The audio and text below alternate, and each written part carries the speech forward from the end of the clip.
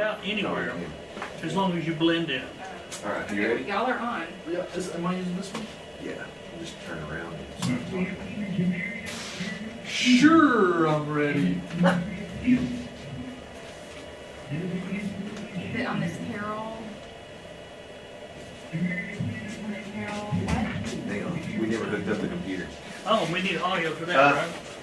I saw a cable over here a minute ago. I guess.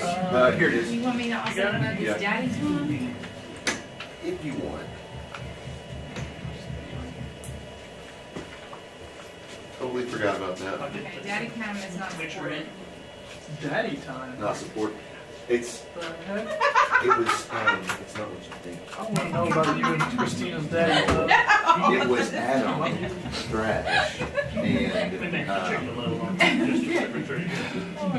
Adam and. And have you got somebody checking the I never can remember his name. strength of Ready, Teddy? radio? No, the Well, basketball. we will in just a few minutes Trent, because I know yes. Berkeley is coming. And it's that where we And I had don't that last year. They were out. I was up there early, like 7 o'clock one morning. They were running around this town. State, and then to attend law school.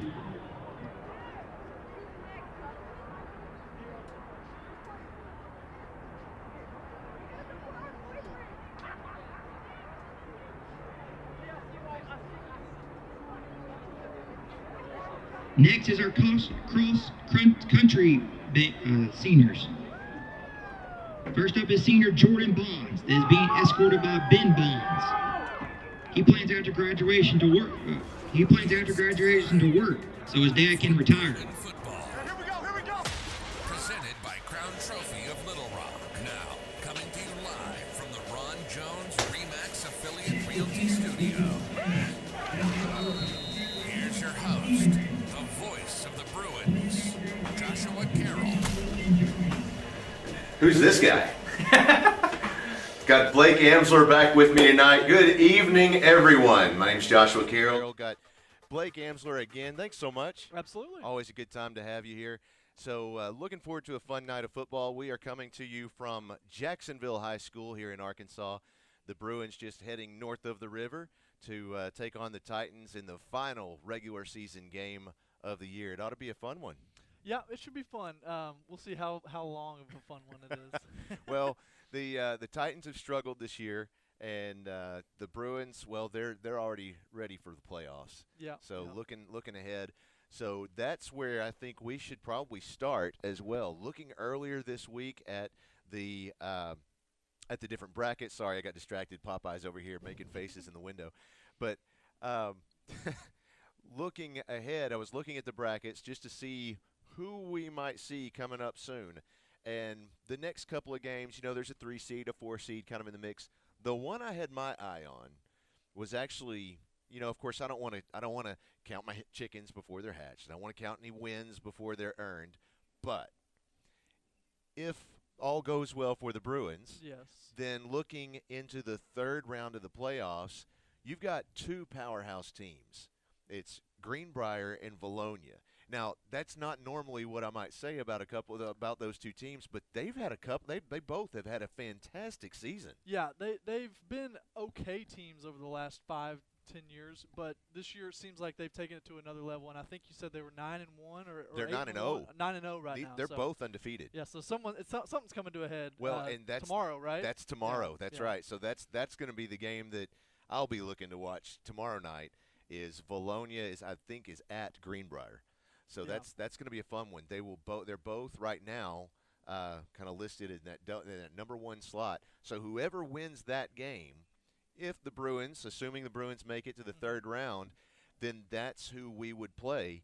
And being that they're at the top side of the bracket, if we both go into that in that number 1 seed position, that's where we would be playing. Yeah, that's right. That's how it's going to be. And I think as a coach and our coaches in our team, I think it's probably not looking much more past maybe the first round. I mean, I think they might That's have looked smart. past Jacksonville maybe, Sure. potentially. Who knows? But they're going to at least focus on how they can get better this week and how they can practice to improve for the playoff games Right. ahead. Absolutely. And from what it looks like in the bracket, it looks like it will be Harrison next week. I don't think there's any other way that the wins and losses work out over the next 2 days to change that. So I think it is locked in at Harrison if we take care of business tonight. Okay. All right. Well, that'll be fun. So the Bruins really have locked in, at least in our conference, that number 1 position, it looks like. I think if we happen to lose tonight, I think it can shake up a lot of things because Whitehall only has 1 loss. That's true. I guess Little Rock Christian has 2 losses, so Yep. it'd probably just be between us Yeah, and Little Rock Whitehall. Christian lost to both Whitehall and Pulaski Academy. Yeah. So I think, and we have the head-to-head breaker over Whitehall. So I do think we're probably 1 seed. I haven't gone through all the calculations. Yeah, it's always fun. You get this point in the Yeah. year, and it's fun to kind of speculate and see where we're going to end If this up. happens, if that happens. you Right, never there's a know. lot of Yeah. ifs. So it's kind of like March Madness, but it's the last 3 weeks, last 4 weeks of football. So it's Yeah. fun to play with. And it's kind of fun that they break it up on Thursday and Friday for a lot of teams and Right. get that kind of to where it gives you an option if you want to go watch one of these teams.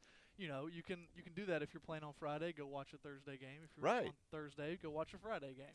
Well, one thing that I can tell you about tonight's game, focusing back to that, is that apparently both athletic directors and both head coaches agreed, and of course the officials on the field were behind the decision as well. They all agreed that if either team gets ahead by more than 35 points at any point in tonight's game, not just in the second half, but at any point during tonight's game, that they will go ahead and invoke the sportsmanship rule, which means we will have a running clock. So that'll be interesting. I mean, that could happen as early as the first or second quarter, which is interesting. We've never seen that one. Yeah, that could be some foreshadowing. Yeah, but like I said, either team. right, exactly. So I know that the other thing I can tell you is that this is a fantastic facility. Yeah, this is Now, an awesome I place. mean, just looking at the view that you have back home, that's pretty cool, right? Yeah, I mean, for a high school stadium, I mean, it's amazing. It's beautiful. I think that this does rival War Memorial.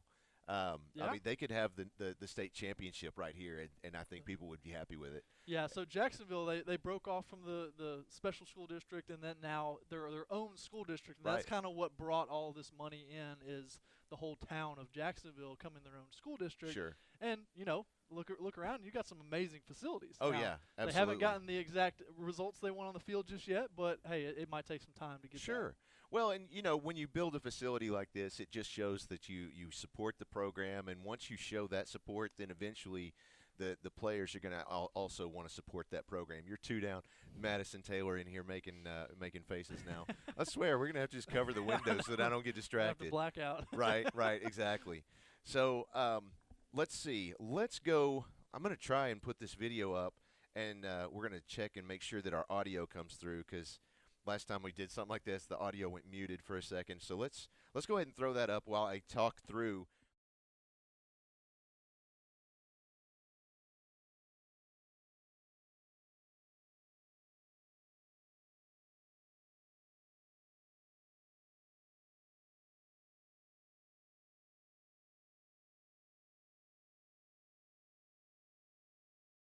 Multiple state championships at Wynn, and was also known for the Diamond T offense, and his favorite play was the 27 trap.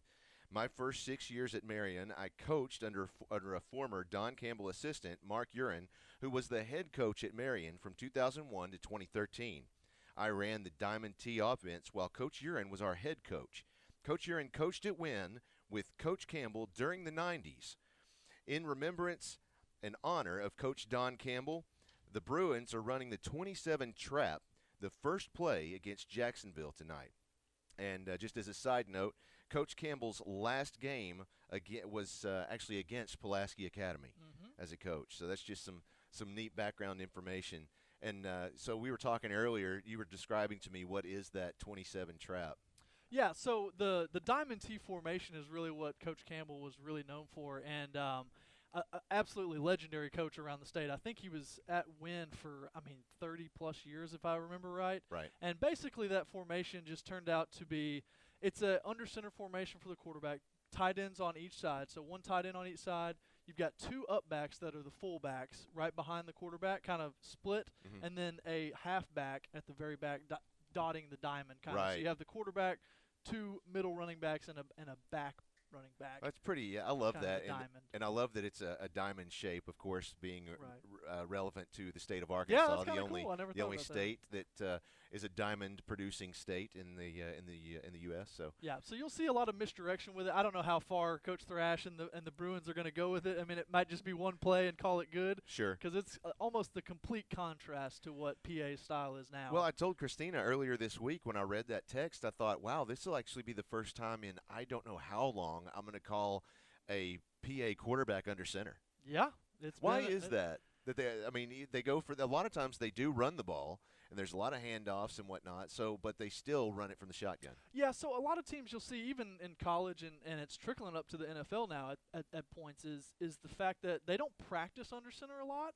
So it's like it's so much safer in their mind to just go ahead and snap it like we always know how to do. Sure. And then let's do whatever play we want to out of that. But it's just the increased risk of I'm going to go under center when I haven't practiced that at all this year. There's so much higher risk of fumbling the ball, something bad happening, the center not feeling right, quarterback not feeling right, and that ball getting on the ground. Makes sense. Yep. All right. Well, if we are ready, we'll take a short break here in just a moment. We'll have more for this game just coming right up. You're watching Bruin football on PA Live. Senior Jake Rogers is the Bowen Heffley Orthopedic Student Athlete of the Week. As a student athlete, Jake is a member of the varsity tennis team and a stellar student. Jake has also served as a junior and senior class officer. Please join us in congratulating Jake Rogers, the Bowen Heffley Orthopedic Student Athlete of the Week.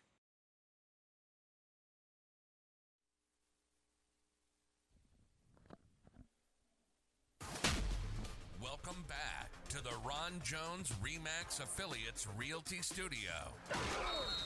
Let's get back to the show. Welcome back. So let's take this opportunity. We have just under 12 minutes before we kick off this one tonight. So let's take a second. We'll head over to the KATV Weather Center where Todd Jacobian is standing by to tell us the weather forecast for tonight's football game. Todd? This is KTV meteorologist Todd Jacobian in the Channel 7 Weather Center. Great night for football, although it's going to be quite cold. Kickoff temperature around 46 degrees by 8 o'clock. It'll be around 43 degrees. Winds will be calm, so no real wind chill. Those clear skies will continue all the way through halftime in the fourth quarter. By the time you head home, temperatures will be in the upper 30s to near 40 degrees. Back to you, Josh. Thank you, Todd. Thanks very much. Always fun to have you along with us. So it's a chilly one out there, and there are some Bruin faithful out there in the stands right now. I think a few are still getting some last-minute warmth in the car, and I see a few still trickling into the visitors' gate. This, like we just said a moment ago, a fantastic facility, and Popeye's got a great view of it right there. You can see the Jacksonville Titans logo there at midfield. Got a small section of Bruins trickling in over there. I was looking to see if Berkeley Courtney Moore is on the sideline. She sure is, and we just heard from her just a second ago, and she's got a quick interview with Coach Lucas. So we're going to see if that came through, and let's send it down to her. Berkeley, go ahead. Hey, make sure we close those tubs to keep them warm. Like, sit down where you want. How does it feel to clinch the conference title as your first year in head coach? Man, it feels great. You know, I was just talking to Coach White about that, and it really seriously just dawned upon me that, wow, first year conference, win the conference. But, you know, since I've been here at PA, a conference championship is not our goal. You know, our long-term goal is to win another state championship. But first year as a first-year head coach for me, it's great. It's awesome. And then what do you want to accomplish tonight to get ready for the playoffs? Well, I hope we can get better as a team. You know, we should win this game. We got to play well. But we need to get better at what we do going into next week against Harrison for our first round playoffs. So all I want to see great effort. I don't want to see a lot of mistakes tonight. I want to try to come out perfect, and I hope these guys are ready to do that. So, thank you, Coach. Thanks. Guys, back to you. Thank you, Berkeley. Always great to have you on the sidelines. And let me tell you, folks, I didn't ask her to come. I didn't demand her to come to away games. That was her. I said, look, you don't have to. You can just do the home games if you want. That's what most people do. And she's like, no, if I can be there, I want to be there. So I just love that attitude. She's great. Well, she's got sports and she's got broadcasting in her genes. Oh yeah, she needs to be there. Yeah, she's fantastic, and she's not shy on the microphone either. So, looking ahead at other sports around Pulaski Academy, mark it down on your calendar, folks. Saturday, which is next Saturday, not this Saturday, not 2 days from now, but about 9 days. Saturday, November the 13th, is when the PA Bruin basketball program will have their first home game. So be sure to mark that down.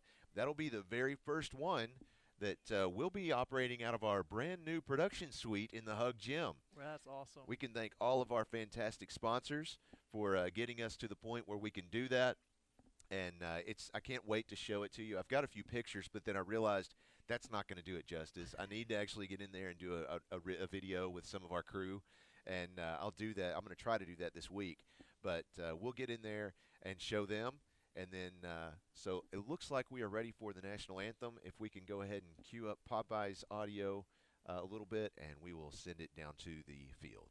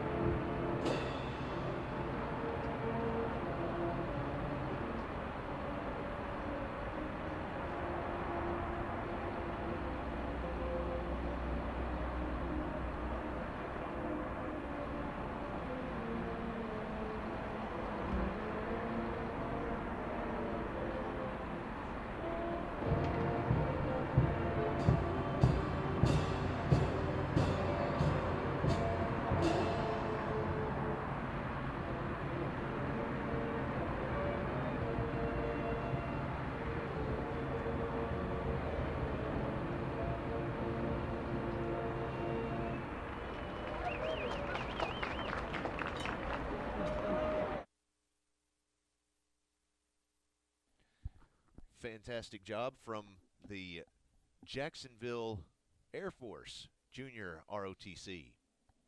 It's not often you see an Air Force JROTC, but I've seen lots of Army programs. They have one in Benton, I believe.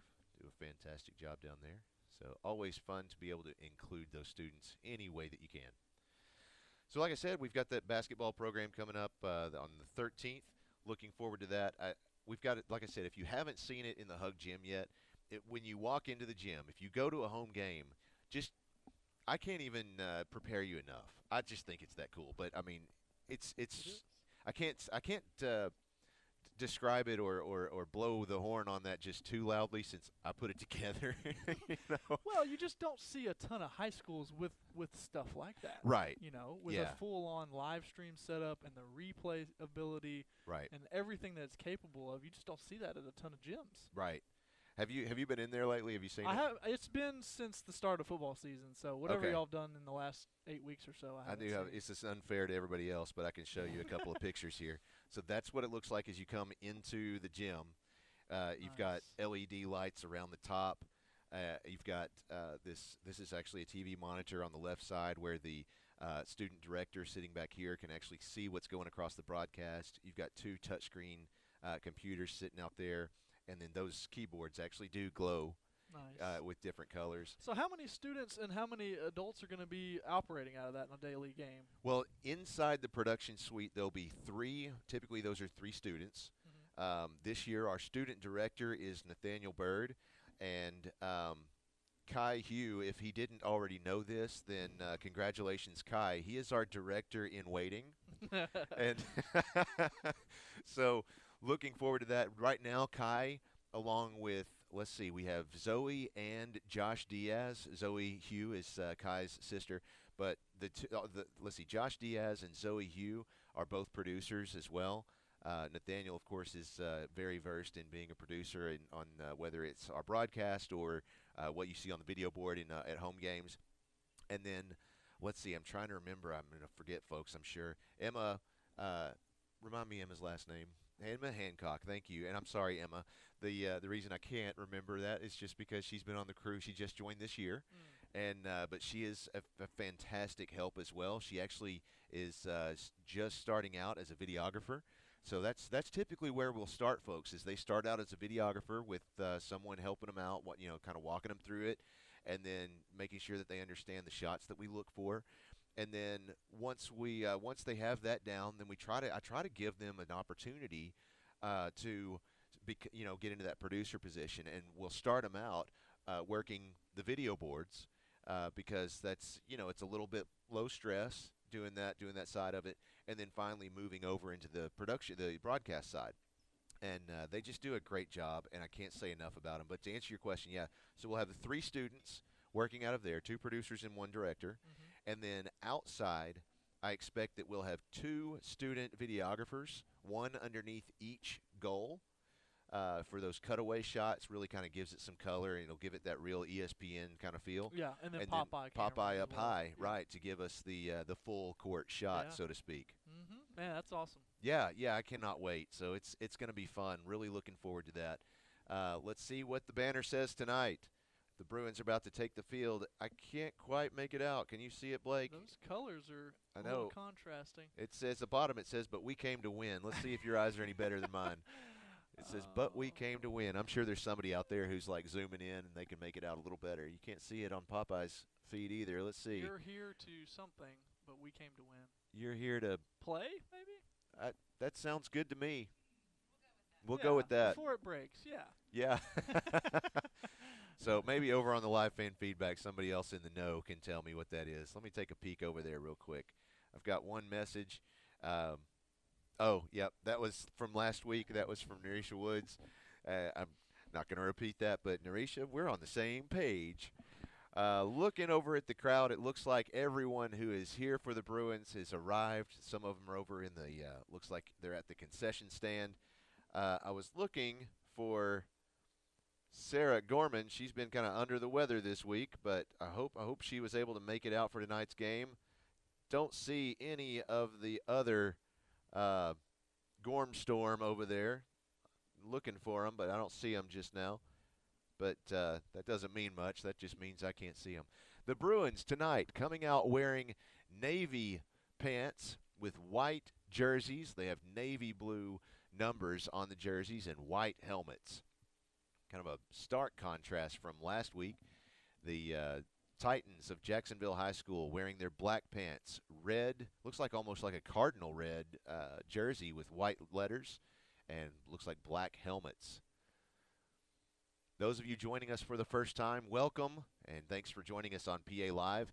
You'll find that we do describe these the plays a little bit more in detail than what you might normally see or hear on a televised broadcast. That's simply because we have lots of Bruin fans who are visually impaired. We want to make sure they can keep up with all of the Bruin action. So thanks for joining us. Ready to kick this one off. Here come the Bruins out on the field.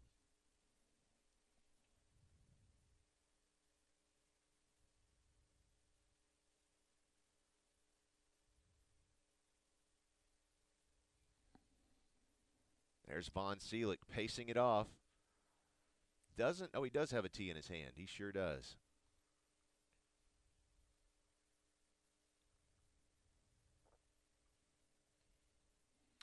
Yeah, you notice right off the bat that there's kind of a large void in the middle of the field. So look for the Bruins to maybe try to take advantage of that later. The Bruins come up with the very first. Yep, what a hop. Wow, fantastic job. That is our first Central Arkansas Mahindra onside kick of the game. Was that number 4? Was that Yep. Charlie Barker on the edge there? Yep, that was number 4. That's Charlie Barker that came up with it. Yeah, I mean, just a perfect kick, really. It bounced high and then dropped right on the edge of the out-of-bounds line there, and our guy running the sideline was right there waiting on it. So, really, it never even touched any of the Jacksonville players or anything. So, here you go. This is what we were talking about before pregame, was that diamond T formation. So, you'll notice a Tight end on either side. Charlie Pfizer's going to step up underneath. And hands it off to Joe Hyman, and he makes it nowhere. Stopped immediately by number 50. That's Maurice Beard. yeah, the Bruins don't practice that play too much. They don't. So that was more of a tribute to Coach Campbell, and now they're going to be on to their regular game plan. So here's Pfizer in the shotgun. Triplets stacked on the right side. After the snap, quick handoff to Joe Hyman. He's up the left side across the 40, still on his feet across the 30, across the 20, and finally is taken down at about the, looks like the 13-yard line. That's a Holloman and Associates first down. He's stopped by Christopher Nash along with some help by number 58. Let's see if he's on this other roster. Nope, he is not. But, yeah, great job on the offensive line there. Alan Thomason hooking the defensive end to spring that play. There's the snap. Lots of pressure. He's going to throw this one away. He had Will Hawkins in the area, but I don't think he actually intended Will to catch that. Yeah, there was definitely a big breakdown there on the right side of the offensive line that allowed those defensive linemen to come right through and didn't give Charlie much time at all in the backfield. So definitely something to look forward to. 2nd down and 10 coming up. Pfizer again in the shotgun. He has 2 receivers on the right, 2 on the left, 1 man in the back. There's the snap. Looks to pass, passes out there, and it's complete to Will Hawkins at the 11-yard line. It's a gain of about 4 yards by the way they mark it off, and that'll bring up 3rd and 6. Yep, nice little easy rollout play there for Charlie to get a quick 4 yards and set up an easier 3rd down. 2 receivers on either end of the field. Hyman in the backfield once again. Quick shovel pass to Hyman. He's across the 10. Good of a little stutter step, and he is stopped at the 4-yard line. Looks like he was tackled by number 7. That's Taquan Sanders. Yeah, he's going to pick up the 1st down, but he didn't get in the end zone. So it'll be a 1st and goal situation. But they went back to that same outside zone running play that got him to the edge and enough for the 1st down. That's a Holloman and Associates 1st down. Triplets on the left side. And here comes a flag. Yeah. That's going to be a false start against the Bruins. You agree with that one, Coach? Yeah, little flinch there by the right guard, and they know the punishment for doing that around here. Come on out. Yeah. It's always been that way, and I foresee it staying that way. Right. The offsides and false starts are just not gonna be tolerated. 3 receivers on the left, 1 on the right. Hyman in the backfield on Pfizer's right side. Pfizer in the gun. There's the snap. Little play action. And that is intercepted if he hung on to it. Yeah, that was. Intercepted in the end zone. Number 7. That was number 7 once again. We just saw him make a tackle. That's Taquan Sanders coming away with an interception. Yeah, that wasn't a great decision by Charlie there. That play was really covered up right there in the middle of the field, and I think he probably should have looked more towards the outside or up the seam to the left side a little bit more. Unfortunate play for the Bruins. It's going to be a touchback since it was in the end zone, so it'll bring it out to the 20-yard line. So gives our defense a little motivation to step up. No doubt. And fire back. Well, they've got the fire in their belly this season, that's for sure. Let's see what they do with this drive.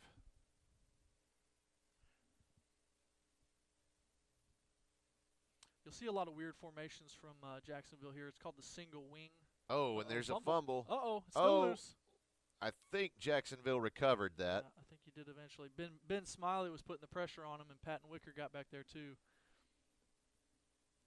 So yeah, you'll see they're kind of what they call in a single wing formation, where the quarterback's kind of almost set by himself with some wings and different running backs kind of off to the side. And oftentimes that quarterback will kind of spin around and keep it himself. Sometimes he'll spin around and hand it to one of the up backs coming across. A lot of misdirection, but most of the time if you follow the lineman's movement, they'll take you to where the ball's going to go. There's the snap. Another high snap. That one is going to – oh, no. Still loose. It's still loose again.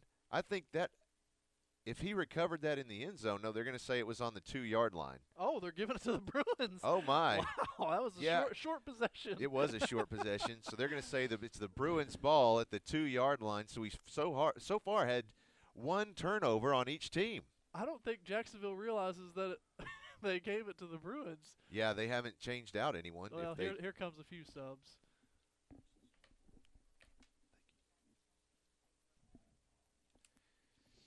Yeah, we do. Looking at their roster, it looks like everyone has an offensive and defensive position. There's the snap to Pfizer, quick handoff to Hyman, and he pushes his way into the end zone. That's a Bruin touchdown.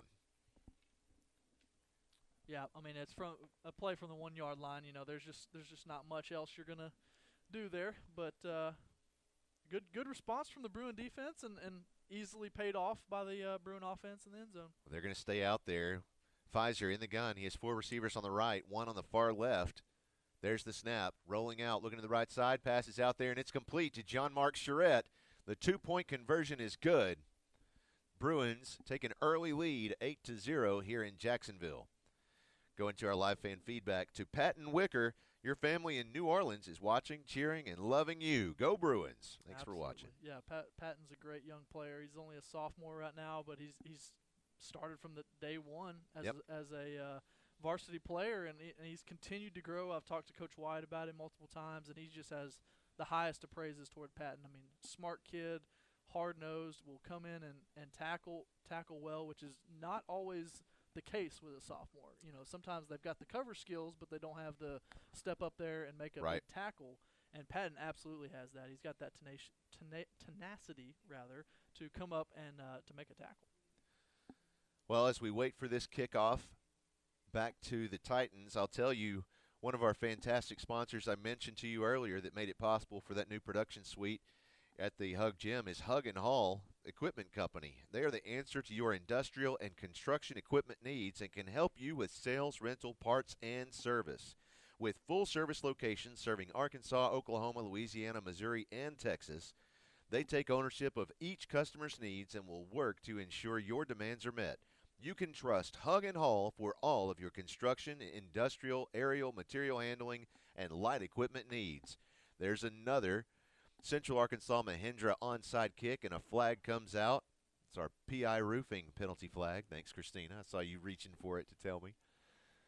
I think they're going to have offsides on the Titans for lining up wrong there. Looks that way. They were really wanting to prevent the Bruins from picking up that onside kick. So you'll notice the front line of the Titans are going to kind of attack the Bruins returners there. So they're going to try and block them. And that second line of people that are right on the 40 right now are going to be the ones that are looking to catch the ball. Those are the hands. Here's Von Seelig to kick that Central Arkansas Mahindra onside kick once again. There it is. Nice end over end. Takes a I wouldn't even say a nice bounce. That's about a 1 foot off the ground bounce. We're looking for something more along the range of 8 to 9 feet. Yeah, that didn't get the hop that they wanted. And the recoverers are easily on top of that one. That was recovered this time by Taquan Sanders. He is having a night. I know. We're 3 minutes into the game, and we've called his name 4 or 5 times. Yeah. 9 minutes, 27 seconds left in the first quarter. I can tell these guys are also a customer of Rainey Electronics. They're using the same software and video board that we have back home. There's the snap. I lost the ball in that play action. Yeah, there's a lot of spinning going around. Yeah. That's kind of what I was alluding to earlier. And some people, old school people will call it the spinner offense, where that quarterback is just going to spin on almost every play, and you're not really ever sure when the real handoff is going to happen. Luckily, the Bruins got enough pressure there from, I think, Romello Bell and maybe Mason Schick back there on the defensive line to get in there. Right. But it's definitely confusing and misdirection everywhere, but try to focus on the offensive line, and they'll usually take you to the play. Martavian Casey under center. He has the snap. Quick handoff this time to Taquan Sanders. He pushes forward to, looks like the 48-yard line. He stopped right there at the 48 by Jet Smith with a little help from Josh Holloman. Yeah, so Josh is another one of those people that Josh Holloman and Preston Smith, or I think his name's Preston Smith. No, Preston Spann. I'm sorry. Yep. Preston screwed you up. Preston Spann. Both of them have had to fill in for Dale Pino getting hurt. He's going to be out, I think, the rest of the year is what Coach Taylor had told me. So both of them, Holloman and Spann, are going to have to step up in his replacement and get that D-line together. Yeah, I spoke with Dale a couple of weeks ago, and he said, well, I don't know. I might need a surgery. I might not. Just going to get a couple of different opinions, and we'll see where we go from there. Yep. Here's Casey again in the shotgun. This time, quick handoff goes to Quan Sanders. He's going across the field, makes his way across the 40, and is tripped up by that is none other than Jet Smith with the second tackle in a row. Boy, that was quite a weird formation. They had everyone on the offensive line overloaded to the right, so the very far left person was the center with the ball, and so they heavily overloaded the right side, and everyone's thinking they're going to run that way, and guess what? They run the other way on a little Pretty counter smart. play. Yeah, so it picks up a nice 10 or 15 yards right there. Gotta love it. So that is a first down for the Titans. I don't know why I keep wanting to say Jaguars. The Jacksonville Jaguars? I keep wanting to I say know Jaguars. why you won't say that. Right? Here they go. Casey in the shotgun. There's the snap. Again, handoff goes to Taquan Sanders.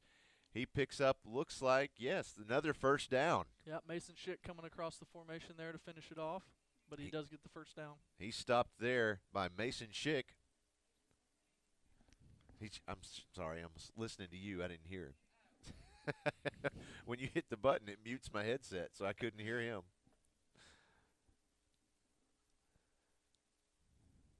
Six minutes, 40 seconds. Got 20 seconds on the play clock.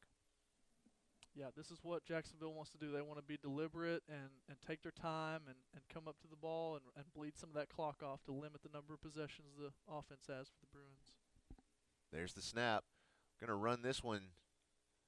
Tried to run it right up the middle, but they were met immediately by the Bruins. Looks like Hunt Harrison had a hand in that. It looks like that was a quarterback keep by Martavian Casey. Keep trying to put an extra K in his name. So that'll bring up 2nd and 10 for the Dadgummit. I think it's the giant J down there. That's what I'm going to play. Screaming Jaguar. Yeah, it's Titans. Titans. It does. Okay, thank you, Christina, pointing out. It does say Keep your eyes Titans. in the end zone. Right. Right there in the end zone. How about I just stick with Jacksonville? Yeah, that'll work too. Casey in the shotgun. There's the snap. He's going to roll out to the right side, looking to pass, trying to find someone. Lots of pressure. He's going to just throw it up in the air. That should be intentional grounding. Yeah, I'm not sure what that is. There's no flag. There should be. Maybe they're going to talk here. Yeah, that should definitely be intentional grounding. A great job by Romello Bell at defensive end. Here comes the flag. There it is. There's a PI roofing penalty flag. Yeah, he just panicked and threw it out. So a lot of people might be asking, he was out of the pocket and he threw it beyond the line of scrimmage. Shouldn't that be just an incomplete pass?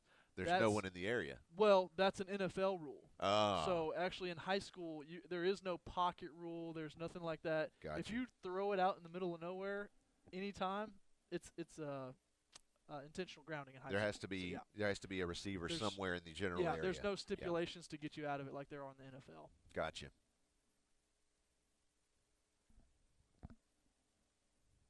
So yeah, that basically it acts as a sack anyways, and then they back it up, and they do lose that down as well. So most penalties like a holding or something like that, you get to replay the down, but that's one of the penalties in the rule book that actually you lose a down. Well, as you heard earlier, we're coming to you live from the Ron Jones Remax Affiliates Realty Studios, and this coming from our live fan feedback. Ron Jones says, "Good start. Let's go Bruins." 3rd and long here, so they're going to have to come up with something. Casey in the shotgun. There's the snap. Look like they're – oh, no, I'm sorry. That was interesting right there. That was number 6, who is not on my roster. Let's see. He's not on this one either. That was mysterious number 6, who it looked like he actually ran between the center and the quarterback and was able to grab the snap. Yeah, while it snapped, I think he took it directly before the quarterback even touched it. So, yeah, that was – I mean, what a play. Third and almost 20, I think it was, and they pick it up, and now they're first and goal. Yeah, it was interesting. I'm not sure whoever's running the scoreboard, they thought it was a touchdown at first, and now I see, no, that's a first down. Looks like they placed it right at or very near the 10-yard line. So they are inside the Caldwell Toyota red zone. Yeah, they definitely lost contain there on the edge, so the coaches aren't going to be happy about that. Like Coach Lucas was talking about, trying to have a clean, crisp game tonight. Casey, there's the snap. Quick handoff goes to Quan Sanders. Looks like he picked up a yard. That'll bring up 2nd and goal, 9 yards to go. Yep, another one of those spinner plays where the quarterback's spinning around. You don't really know where he's going to end up handing it off or even keeping it himself. And there's just a lot of pieces moving in a lot of different directions. And so for the defensive perspective, you got to stay at home and watch your guy that you're assigned to and make sure that he doesn't have the ball.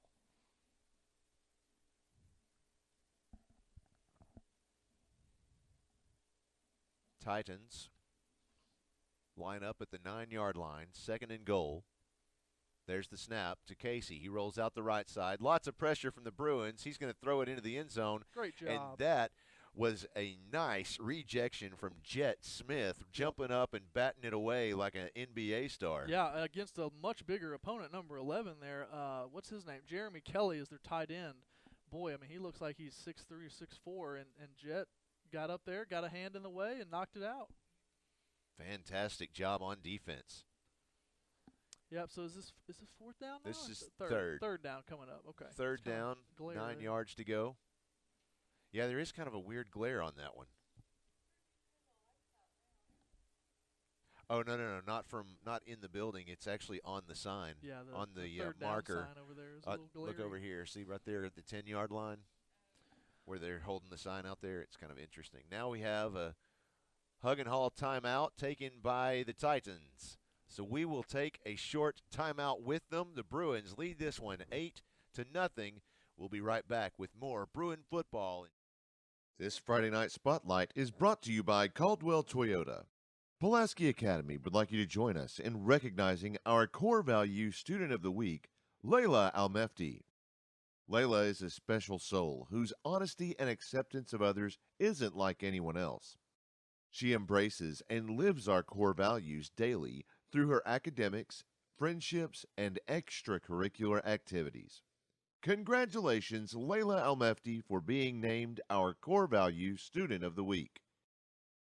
Our Core Value Student of the Week is brought to you by Caldwell Toyota. Just another way Caldwell cares.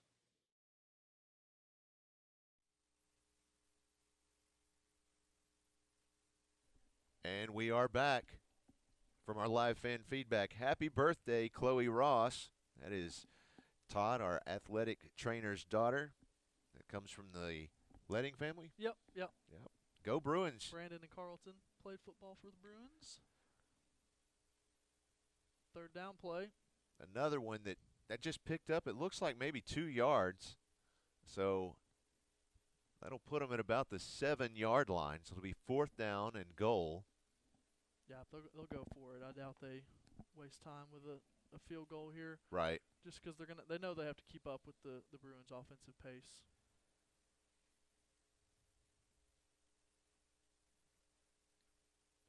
What play was she talking about? Do you remember? That's Elizabeth Clarkson says that Reggie Fish ran a play like that for the Razorbacks. Yeah, so this was probably, 10 years ago or so, and Reggie Fish was one of our receivers. He was really small, and he basically hid behind the offensive line one play and kind of snuck up and took the snap really quick. Gotcha. Kind of like this offense here.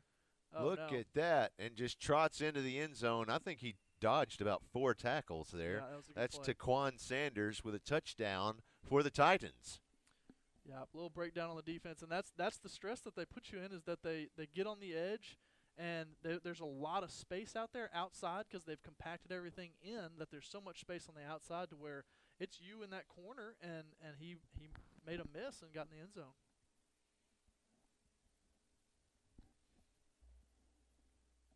Three minutes, 24 seconds left in the first quarter. Looks like they're going for 2. Yep, got to keep up with the Bruins, I guess. But here's that overload set that they showed earlier. So see, the center is actually the far left lineman. Interesting. They go right up the middle. I'm not sure. Short. Let's see. No, Nice. the side judge says it's no good. Nice. So the Bruins maintain their lead 8-6 here in the first quarter in Jacksonville. Yeah, Christina's got a good point.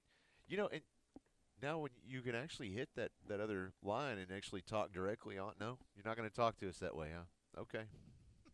She says I can't do it. She's a relayer of information. I'm not going to do it. Not going to do it. Is that showing my age if I do a George Bush impression? Yeah. Yeah. Well, not really. No. I mean, it's only what? That was George Bush Now you're showing your in age. office. I mean, I was alive when he was in office. All right. I mean, it feels like it was. Oh, that was only like 8 years. No, that was like 25 years ago, dude. Yeah. I was born then. Yeah. Not going to do it. No more deep kicks. Not going to do it. Yeah, Taquan Sanders is a fantastic player. That's what she was telling me. That's what started this whole thing. He is a fantastic player. It looks like on both sides of the ball, moving it forward for the Titans and out there making several tackles already. So Jacksonville heads out there to kick back off to the Bruins. You have Eduardo Ruiz Diaz. See if I can spit that out one more time. Eduardo Ruiz Diaz out there to kick off back to the Bruins. Yeah, we'll see if they give Joe or Kenny a chance with it, or are they going to maybe surprise onside kick us? Let's see. He hasn't taken many steps back. No, he doesn't only have a couple of much of a running steps. start. He doesn't need it. That one takes a hop at about the 24-yard line. Finally, he's picked up by Kenny Jordan. Uh-oh. He's running up. He's across the 35, across the 40, the 45, the 50, the 45, the 40, the 35. Oh, and finally brought down by their own quarterback, Martavian Casey. And that run ended, it looks like, at the 34-yard line. Dude, he was on a march. If he made that one, if he misses that one last tackle, there was no one else left. Absolutely. Great return there by Kenny off a weird bounce that kind of went in between him and Joe to start, so he kind of had to go backwards to pick it up and made something out of it. So really good starting field position here. Here's Pfizer in the shotgun. Looks like he has 3 receivers on the left, 2 on the right, looking back to the sidelines, getting the play from Coach Thrash.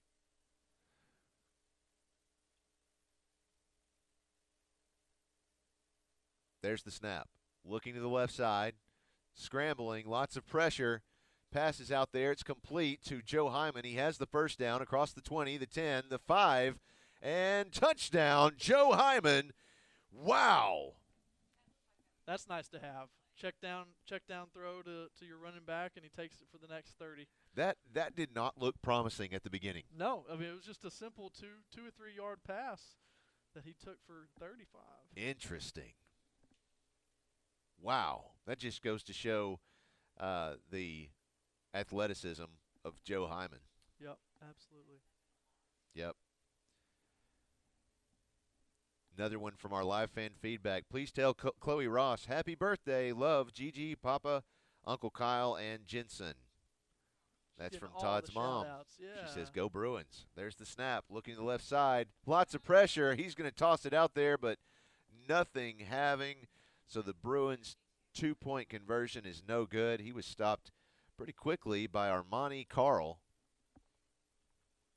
Yeah, so a lot of pressure there. Go ahead. No, I was just going to say the score stays right there. Bruins maintain their lead 14-6 with 2:55 left in the first quarter. It's also Rosemary Taylor's birthday today. Wow, that's cool. They share a birthday. Yeah, it is. How old is Rosemary? I think she turned 10, I saw on okay. Facebook maybe. Yeah, 10 years old. Well, happy birthday if you're back at home in a warm living room watching the game. Go Bruins from a Joe T. Robinson alum. By the way, that Reggie Fish play was 2007. There you go, yeah. That's Ryan Hall from Little Rock. Thanks, Ryan. Yeah, that was an interesting play. It was he was like hidden behind the line. To finish our thought on that, he was kind of hidden behind the line. They snapped it directly to him, and he almost just waited there and stood where he was behind everyone, let everyone go one way, and he just went out the backside. Was that versus Ole Miss? Man, I could not remember. I think I was there. Maybe. If that was that game. Yeah, maybe. I could not tell you who that was against. That was, I think it might have been. Here's Von Seelig. There's the kick. A little higher than normal. Almost that's a squib kick there, it looks like. Yeah. And there's the flag as the kick went out of bounds. Yeah, they were going for a little deeper kick to maybe try to run past the front line of Jacksonville and go down and recover it before they could. But the ball skipped a little bit too far and went out of bounds. So.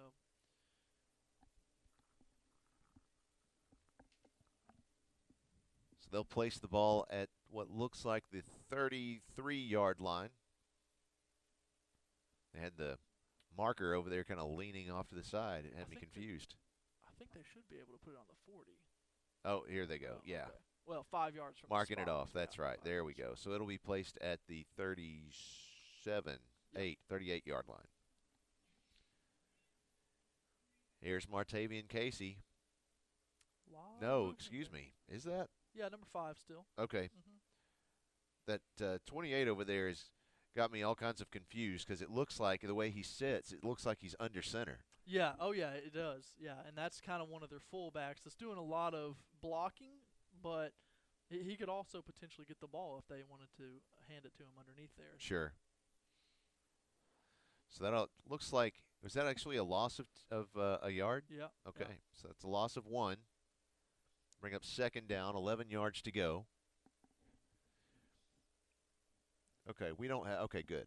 I just realized they weren't doing the down and distance on the scoreboard, so I just wanted to make sure we weren't displaying it incorrectly on our scorebug there. Good to go. Very cool. I would, thank you.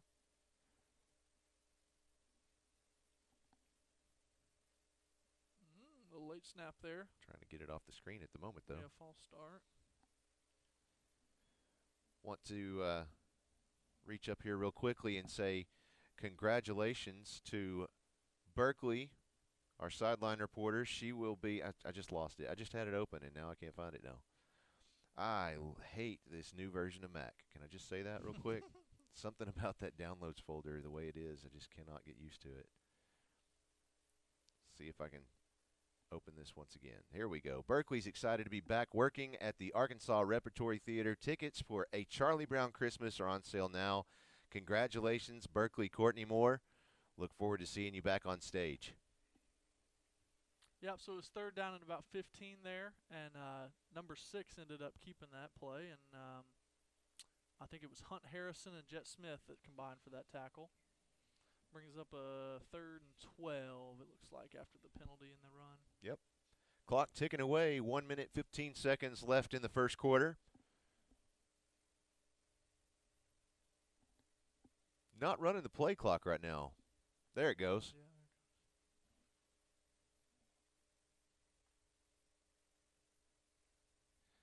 It is interesting, going back to the beginning of the season when we were in Tennessee, they had an official on the sidelines that would actually run both of the clocks, the play clock and the game clock. It was very interesting to see that. Yeah, that's what college and NFLs actually do too. So that's kind of just I guess that shows you how big time of a program it is there in Tennessee. Well, I mean, think about it. They also had 8. Wasn't it 8 referees? 8 on the field. Yeah, 8 and on then the field, and then ninth that 9th one was he was operating the clock, and he said that he was ready to go in if one of the referees were injured. Right. Yeah, that's a college level crew right there. That's just in sophistication. Yeah. I saw them crowded around each other, and I thought, what in the world's going on? Are they having training night where all they're going to swap out and watch each other later? No, they're all on the field. Yeah, as in comparison to our 5 referees that we have at this game. Yeah. So it's almost double the referees. Yeah. There's actually quite a big referee and an official shortage in Arkansas. I don't know if you've seen much of the advertisement, but the AAA actually advertises all the time for new referees and umpires. There's a big shortage of them. Yeah. Well, it looks like that will mark the end of the first quarter. So let's take a short break. We'll be right back with more Bruin football in just a moment.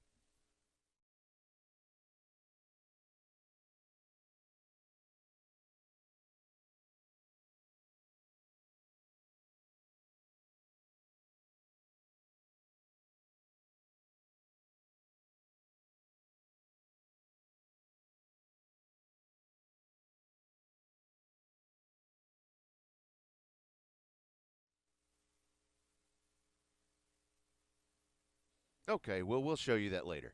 So in the meantime, let's take a look at our live fan feedback. Hi, Blake, from your 2nd grade teacher. Go Bruins. Oh, man, you're going to put me to the test here. Right. Okay, go ahead and tell us who it is. Well, I know Miss Wellens I thought she was first grade though, but I knew she'd probably be the one that would be watching. But Yeah. Man. Don't ask me. I can't help you out, man. Oh man. I know my I feel first grade bad teacher now. was Miss Ambergy. I feel really bad. That is off in Memphis, though. I know my third grade was Miss Langston. First. You're kind of quiet, man. Yeah. Yeah. Yeah. I'm sorry. Tell us who you are, though. I want to know. Okay. All right, back out on the field. Casey going the other direction, looking for someone, and he says, "No, sir." Oh, they're letting him play. Oh my, Fumble. that's. Oh no, they must have blown. They it. must have stopped it. Okay, well that with the tackle was Reed Terry. No, I think Mason Schick was on the tackle. He was the tackle. Yeah. Okay, and then Reed Terry picked up the ball. Okay, But I thought I saw 11 over there at first. So yeah, that was Reed. That was Mason Schick with the tackle, and Reed Terry picked up the ball. So they gave us the ball, but they didn't let us return it. Why did they call Reed down? Good question. I never saw him with a knee down. I thought he just scooped it up. Well, either way, looks like it's a Bruins football. Their coach is on fire. He's over here on the. Well, it doesn't really make sense the way they called it. Right. It should if either. If it was a fumble, then we should have been able to return it. If it was down, then they should have it. Right. That's a very good point. Weird call. It is interesting to me that the Titans coach have you noticed the megaphone? I have. He's actually done that for the last few years. I've Okay. noticed it before. I haven't seen that I one. guess he's just saving the vocal cords, which Right. is good. Yeah. Hey, whatever works for you, man. Yeah. Well, I tell you, one of the things that works for me is Akel's Carpet One. Of course, they can get it for you at wholesale. That's not just a slogan at Akel's Carpet One. It's their real money-saving story. You can get the lowest prices on carpets, floors, and real wood cabinets. They have nationwide buying power and local ownership that make all of that possible. So don't shop at the home centers or online when you can shop local and get the best wholesale prices. At Akel's Carpet One, we make it beautiful for less. AkelsCarpet1.com. That's how you do it. Uh-oh, I've got a problem over here. I'll take it over. Yeah, it's you saw the referee trying to explain the last call to Coach Lucas along with the other coach as well. 3 receivers to the right, 1 tight end to the left. Let's see if they look to John Mark Charette sneaking out. Pfizer's pass was complete to Kenny Jordan out of the backfield for he's going to pick up the first down, probably about 12 yards on that play. Yep, looked like number 11, Jeremy Kelly, was on the tackle for the Titans. That was actually a reminiscent play of the last year's state championship game. We ran that same play. Who is that? Kenny Jordan took the snap. Okay. Took the snap. And Quick. Pfizer let it go. I think is that Barker out there? Let's see. Show me your number. That is Charlie Barker. Yeah. You're right. A nice little handoff to Pfizer and quickly threw it out to Barker. Puts them in the Caldwell Toyota red zone with a Holloman and Associates first down. Yeah, you're getting good at that now. You know, it only takes me all season. Yeah, I mean, we're only 10 games in. Yeah, we'll get all new sponsors for basketball, hopefully. Uh-oh. Oh, and a big fumble by the Bruins. It's going to be picked up at least dropped on by Charlie Pfizer. Yeah, I couldn't tell. I was looking away. I didn't see if it was a bad snap or did he just fumble it. Honestly, I wasn't looking either. Well, there you go. That's my only mean, job it's not here. like both of us are supposed to watch the game or anything. Right. I mean, we're just talking to each other, right? Right. I was actually looking downfield already. Ah, you were looking towards the end zone. Right. Pfizer has 3 receivers on the left, 2 on the right. There's the snap. Looks to the left side. Got some pressure. He's going to let it loose into the end zone. And trying to make a diving catch was Jalen McKinney, but he bounced out. Yeah. Hopefully he's okay. He's kind of grabbing that knee. They're going to wave down It didn't look like that bad. a couple of traders. Fall, but you Yeah. never know. He says, "No, I think I might get up. I might not. I might." Yeah. Let's see. Yeah, he did get injured last week. Yeah, it might just be a little re-aggravation of that. He looks okay. He's just Probably a little kinda bruised. stiff. Yeah. But yeah, a great throw by Charlie. I mean, even on the run from the pressure, he still made a really nice throw. No doubt. 10 minutes, 35 seconds left in the half. Bruins lead 14-6. Yeah, the defensive line of Jacksonville is really playing well, I thought, so far. I mean, obviously they haven't stopped the Bruins technically yet, but they've gotten a lot of pressure, so I think that's probably something that Coach Barnhill's going to look at adjusting on and hopefully find some more time for Charlie in the backfield.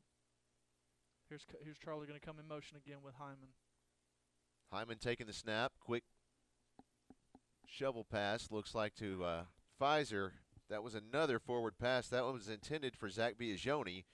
He was covered up, well defended by Jacalen Bank. Yeah, kind of a similar play to what they ran earlier that was complete to Barker. They did kind of the same play towards Biagioni, but didn't pick up anything. So this is going to be a long 4th and goal from the 23. Pfizer in the shotgun. He has 4 receivers on the left side. 1, Joe Hyman, all on his own on the right. Looking to the left, looking back to the right. Lots of pressure. He's going to throw it into the end zone, and Joe Hyman has it. Touchdown, Bruins. Wow, what a play. Yeah, he definitely got pressured and looked to his safety net. Mr. Hyman out there. Wow. Great job. Making the bank today. Yeah, Joe showed the speed off there, just ran right by the corner. Hey, Uncle Kirk, you see that one?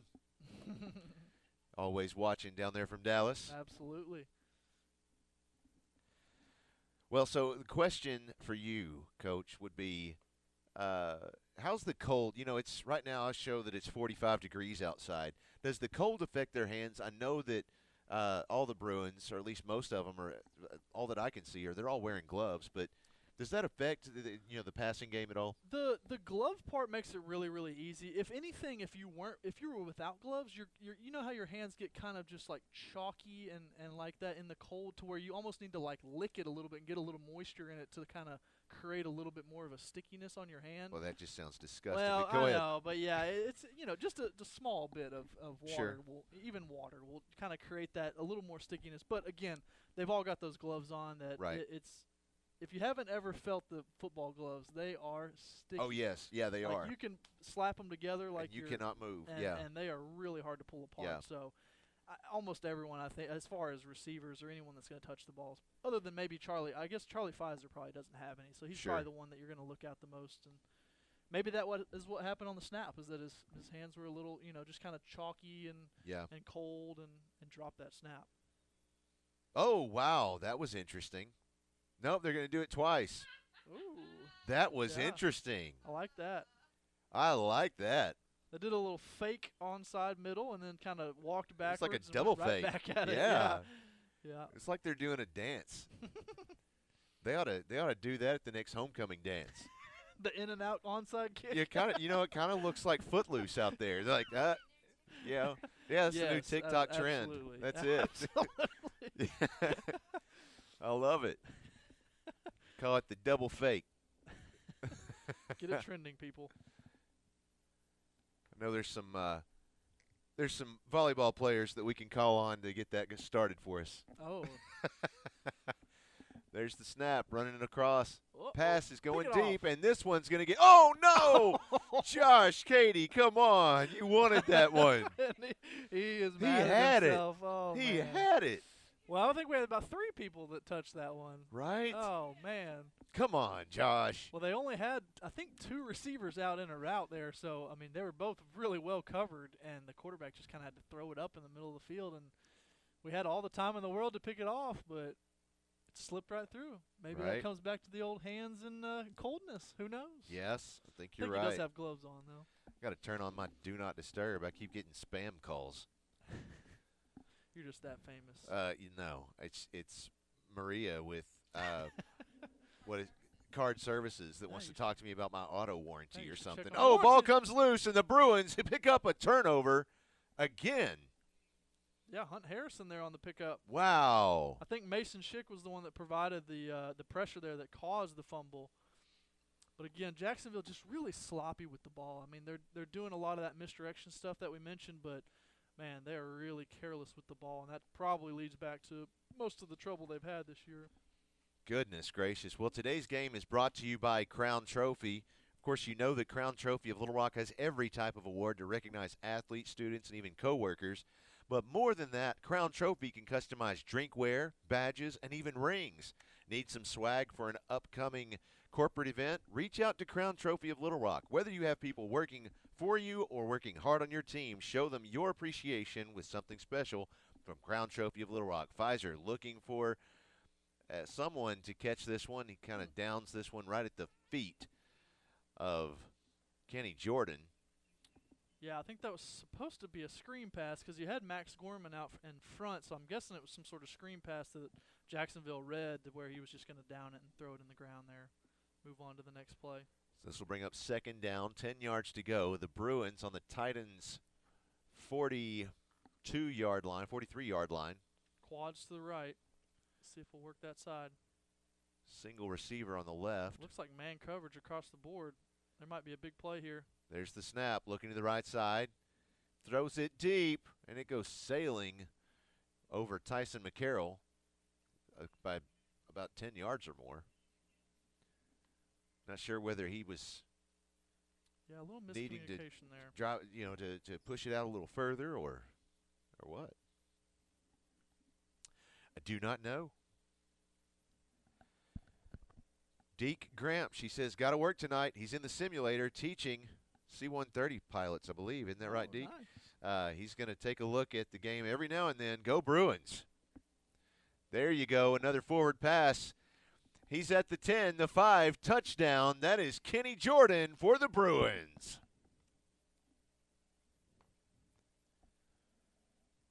Just kind of flicked it out there. Is your mic on? Can't hear Blake at all. I don't know what she's hearing. I don't know.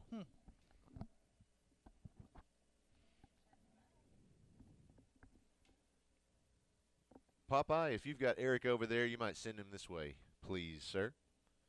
There's the snap to Pfizer, looking into the end zone. Passes out there, and they were all well covered up. Looked like that might have been intended for Charlie Barker. Yeah, it looked like they were going to do some sort of crossing route to break up the man coverage, but both players just kind of stopped, which is a little weird. So, yeah, after the long Kenny touchdown, not getting the 2 points, going to end it up at 28-6. I'm much louder in my ear now, that's for sure. Well, we can turn that down if you need. That's no problem. Not hearing Blake at all. Well, this is fun. I'm plugged in over here. Yeah, I'm hearing you. Okay. All right. Well, this is fun. I mean, if I've been talking to myself all night. Yeah, I mean, finally, that was Tammy Elliott that finally let us know that I wasn't on. You can hear him. All right. Good to go.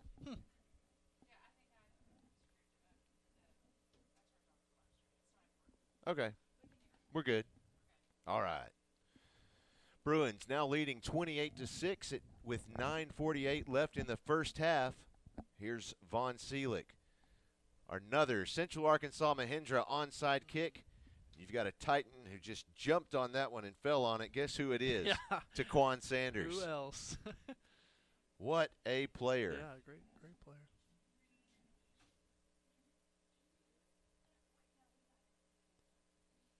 We're good now. Thank you. Oh, that's okay.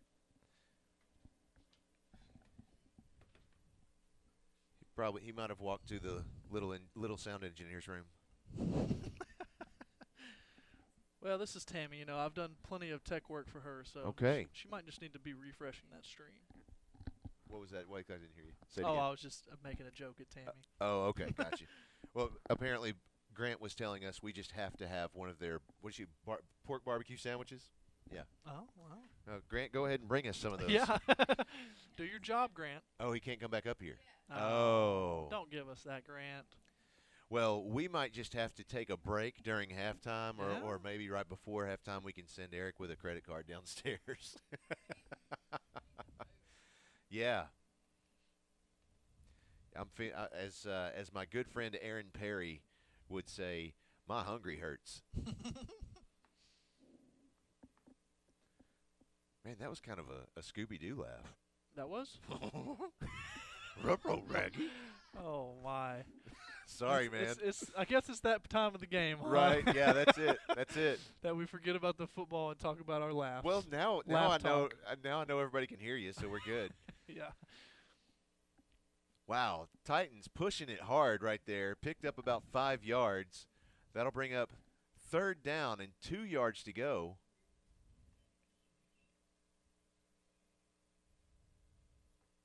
Doing an excellent job out there. They're pushing for it. Let's see.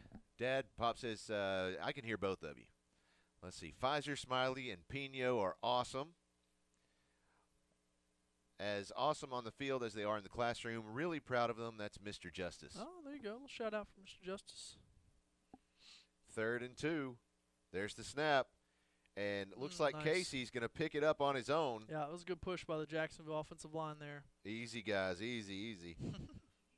What was funny there was that there were 2 Jacksonville players they didn't know that they were pushing each other. It looked like he was getting animated and really Just shoving emotional whoever's about in front it. of him. Yeah, he's just shoving whoever was in front of him with some emotion. Yeah. But then he looked up and realized it was one of his teammates. So he calmed down about it. That's okay. Let's see. Let's go, son. Way to go, Bruins. Hashtag Kenny Big Steppa. There you go. I guess that's Kenny's dad there. Carrie says, yep, we can hear Blake. And is Popeye an older gentleman? A man by the same name was the videographer of our wedding in 2000. Absolutely. My wife is PA, class of 93. Kimber, good friends with Tiffany Knight. Yeah, I bet you. I think he actually did my parents' wedding as well. So Popeye's definitely done his fair share of weddings out there doubt. for sure. He has. It was probably him. Yep. That brings up 2nd down. 6 yards to go. I have to look at that twice.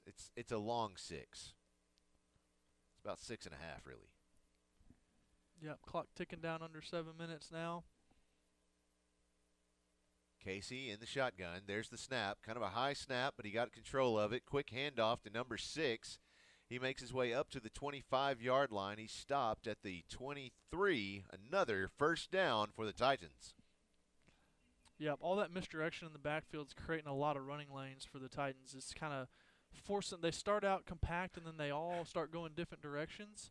And it really widens the defense out a lot to create running room to cut back for those running backs. You know, if we take any respect as being journalists at all, we have to make sure to voice this correction. Kimber is class of 92. She not 93. Apparently, apparently Mr. Wellens, or Kimber's husband, I should just say. I'm not sure if that's his last name, but somebody got in trouble. So there's a lot going on in the field. Let's just go back down there. It was Miss Wellens. There you go. Yeah. I knew that. You got it right. I knew it the whole time. That's funny. All right, yeah, we've got the ball now because there was a you fumble know, on the play. If you want to be on the air, be on the air. Look, people tune into PA Live for much more than just the game itself. Yeah, our star-studdedness, our great soothing voices. Everybody wants at nighttime. Yeah, I mean, I've gotten 4 requests so far to hear you sing. Exactly, and that's why we haven't done it yet. There's a man in motion. motion. I said. That's Pfizer. He's going to take the handoff, pass it downfield, and it hits the turf before it hits. I think that's Joe Hyman. It's the only one I think I've seen out there with a. Charlie. No, it's 4. I'm sorry. Charlie Barker. That's Charlie Barker. He's also rocking. He's actually rocking a hoodie? Is that what that is? Yeah. Well, it's kind of it's like a hoodie, long sleeve, but it actually has hood on it. Too. Okay. I don't know why, but. Yeah, it's the only. I think Joe was doing that last week. I hadn't seen anybody else wearing that, so I guess Charlie thought, hey, that's a good look. I like it. Let's do that. All right. Pfizer has 3 receivers on the right, 2 on the left. He's in the shotgun from the 35-yard line. It's 2nd and 10. There's the snap. Pass goes to the left side. It's complete to John Mark Charette, and he is pulled down by the shirt tail. Looks like that is Casey. That's Martavian Casey. The quarterback. And he pulls him down there at the 43-yard line. It'll be 3rd down, 2 yards to go for the Bruins. They're up tight here in man coverage. See if the Bruins can get behind it. There's the snap. Looking to the right side. Pass is going deep, and it goes sailing over Charlie Barker's head. No way he was going to pull that one in. So 4th and 2. Yeah, so the Titans defense is bringing a lot of pressure up the middle, and they're just manning up everybody, all 5 of our receivers, and saying, show us that one of your guys can beat our guys, and they haven't so far. It's 4th and 2 now, so see if the Bruins can break through this defense. Got twins stacked on the right side. Looks like there's actually 3 receivers on the right, 1 man in the backfield.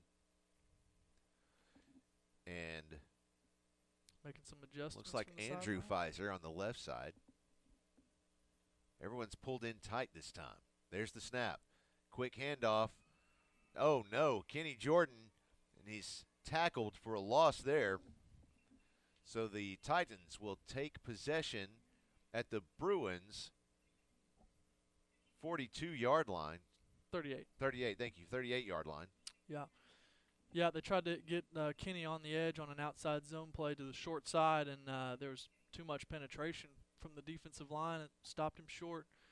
So good stop by the Titans defense. We'll see if they can turn it into any points.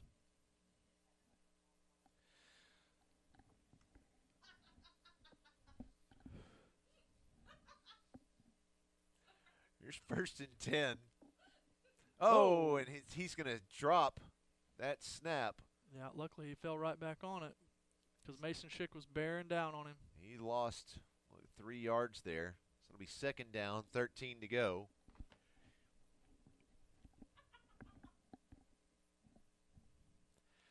I think we're in a safe space. I might tell that story here in a minute. Sorry. There's a lot of inside joke going on. There's a lot. I'm way out of tune with it. I'll tell you maybe in the next play. Let's see what happens. There's the snap. Run it straight up the center. Looks like, I think that was Ben Smiley who hit him first. Big pile of people there. So at one point in my career as an announcer, I worked for a particular manager who wouldn't tell me a certain number of times to do an advertisement for a sponsor. Instead, he would say, hit this one hard. And yes, Chris Amsler, you know exactly who I'm talking about. He would say, hit this hard. And, of course, I would ask, how many times is that? And he would just hit it hard. And I would, do it a certain number of times, and he would, that's not enough. You need to hit it hard. And Give me some numbers. Yeah. And so Christina just got in my headset a second ago and said, oh, you need to hit that hug and haul timeout pretty hard. Dude, killing. She is killing me. Oh, a forward pass. Let's see. Oh, he almost had it. He almost turned around and had that. Look who it is. That's Taquan Sanders again, trying to come in clutch for Jacksonville right there. Their quarterback got hit. Uh-oh. Do not want to see that. Yeah, he might have gotten hit in the ribs or something. Yeah, he's not having a good day.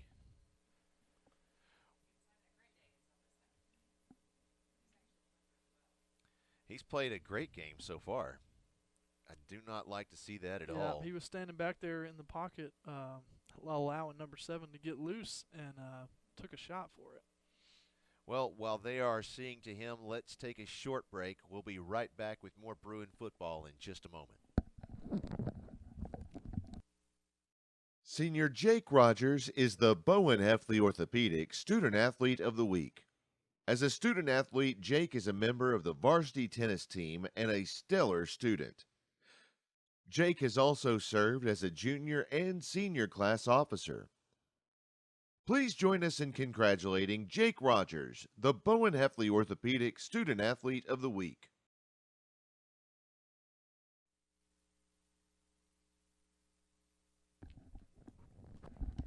All right, we're back. They're still seeing to this player on the field. Looks like he's sitting up, though. Is that Casey? Thanks, Popeye. Yes, it is. That is Martavian Casey. He's clutching his side there. Having a hard time getting even off the field. We'll see if he can come back. I think they got number 2 warmed up. Looks like Ja'Kalen Bank to be the backup quarterback. It's interesting. Their coach sent me a much shorter roster earlier today, And so I thought, okay, well, I'm not even going to bother, grabbing the full roster that their athletic director had sent me. But I'll tell you, these are just a great group of folks. Having worked with them just through the week and talked to them on the phone a couple of times and over email, really professional guys. There's the snap to number 2. Quick handoff to Taquan Sanders. He's going to run it. Picks up, looks like about 7 yards. Yeah, that was 4th down, though, so it's going to be a turnover. So the Bruins will take possession at their own 32-yard line. They didn't necessarily trust the backup quarterback to just jump in and throw a pass on 4th and 11, so they opted to hand it off and picked up about half the yardage, but not enough. So. Sure. Here come the Bruins for their next offensive drive. 1st and 10, 3 minutes, 41 seconds left in the half.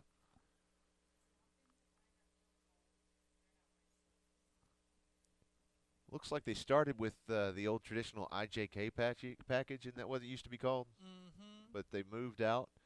Pfizer in the gun, looking to pass, lots of pressure. There he is deep. Look. Oh, no. Oh, my goodness. Nothing on that, huh? Wow. Well, I think I might have to agree with that because Malachi Davis, 55 there on the sidelines, he didn't move. Yeah, he just got ran into. He just got ran into, and so Pfizer just bounced off his shoulder. So Yeah. it's not like he did anything. No, he's just a big boy, He big just mountain stood man there and standing took it. there, yeah. So I suppose he could have moved, but he didn't have to. So I mean, it's not a penalty.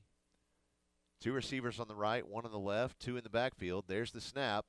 Pass is going out there. It's going deep. There's Tyson. Tyson McCarroll. Beautiful. There he has it. That's another Holloman and Associates first down. They'll place that one at about the 39-yard line. Yeah, that was really good adjustment by Tyson. He was expecting that ball to be to the inside, and the ball drifted a little bit towards the outside and did a tremendous job turning his neck and rolling over and catching that one. Same formation. 2 receivers on the left, 1 to the right, 2 men in the backfield on either side of Pfizer. There's the snap. Looking again to pass. Goes to the left side this time. That one, just out of reach for Tyson McCarroll. Yeah, he almost did the exact same thing. Just almost. I'm kind of surprised that Coach Thrash isn't taking more advantage of the middle of the field. He's throwing those long balls to the outside and kind of makes it a little more difficult for the receiver. If he kind of took advantage of the middle, potentially he could break one. See if he maybe adjusts on that. 3 receivers on the left. Looks like 2 on the right. 2 are stacked on the right. Yeah. Pfizer in the shotgun. There's the snap. Lots of pressure. Looking. Pass goes out there, and it's batted away. He had Will Hawkins just right there, but he had Torrance Buchanan. That's car number 54 out there. We reached out and slapped it away. Yeah, the Jacksonville defense is actually playing pretty decent. Honestly, they're getting a lot of pressure on Charlie and staying with the receivers downfield to make it pretty difficult. Bring up a 3rd and 10. Every time I say car 54, I think of Chase Hawkins. Chase McCarver. Thank you, Yeah, Chase. yeah. I'm just mixing them all up now. Yeah, Chase McCarver. Chase is awesome, man. I love that kid. There's the snap. Getting Screen flushed pass. out of the pocket. There he goes. There you go. That's complete to Joe Hyman across the 30, the 25, the 20, still on his feet, the 10, the 5, touchdown. Wow. He can just turn. No, we got a flag. Oh, down. there is a PI roofing penalty flag way back over here on the 50-yard line. It's either going to be a holding or a personal foul. We're running our kick team on, so I'm assuming that's a personal foul, roughing the passer. Yeah, they're gonna pick it up. Yep, he's gonna wave it off. I guess. Yeah. Yeah, the it's white still hat a signaled the touchdown. touchdown. Yeah. There you go. Hmm. So yeah, he said it was unsportsmanlike Yeah. against Maybe the they'll Titans. put it. Maybe they'll put it on the kickoff coming back. I could see that. That makes sense. So it looks like Vaughn Seelick is out there ready to kick the PAT. He had, I believe, he had a perfect record. For PAT kicks? Yeah, didn't he?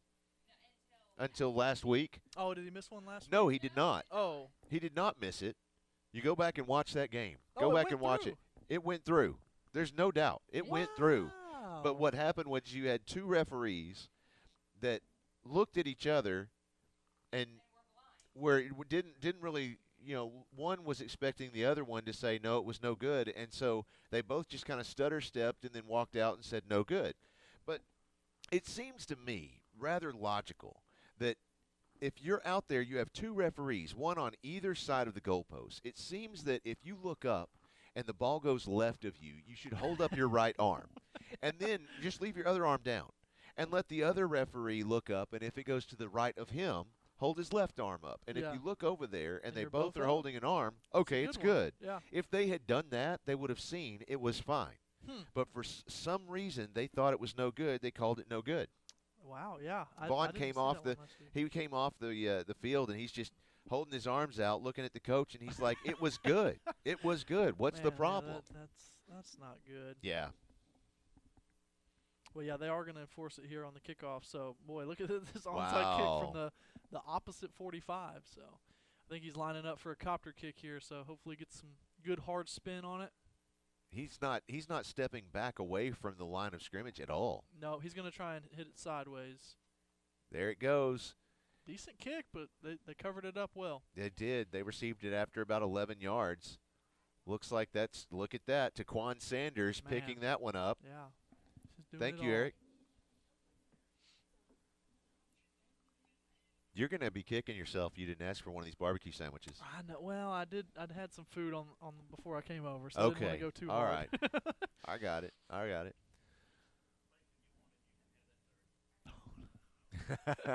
Oh, I see Eric sneakily brought an extra one just in case. Yeah. Yeah. No, he definitely. It does smell good. I'm going to have to wait 2.5 minutes to get into it, though. We might. Yeah, well, we might just have to take a barbecue break for the halftime show. Well, I've got to do my singing at some point, so you'll have time to eat. Just kidding. That's number 5. That's Casey back out there. He's back. He's going to quickly hand that off to, I think that was number 6. Again, not on either of our rosters, unfortunately. We'll just call him Redmond Sace. We have a number 1 that's handwritten in. I wonder, is there another number 1 out there? That could be him. Well, since he's wearing a red jersey and he's wearing number 6, I'm going to call him Redmond Sace. Okay. That's just it. So hopefully no one out there is actually watching this broadcast in order to keep stats. I doubt many people are keeping stats on the broadcast. I do when I watch a baseball game. Really? Yeah. Even on TV? Yeah. You'll keep the book? Yeah, I'll keep a book. Absolutely. Huh. I love it. People think I'm nuts, but not just for that reason. There's the snap. Quick handoff again goes to Taquan Sanders, runs to the left side. There's a PI roofing penalty flag laying there at about the 38-yard line. Yeah, I'm going to guess that's a hold. He threw it right in the middle of all the blocking. So he was stopped by Romello Bell. They call a face mask on PA. Oh. So I'll get him a little closer on this second down. Well, that'll definitely give him a first down, yes. Yeah.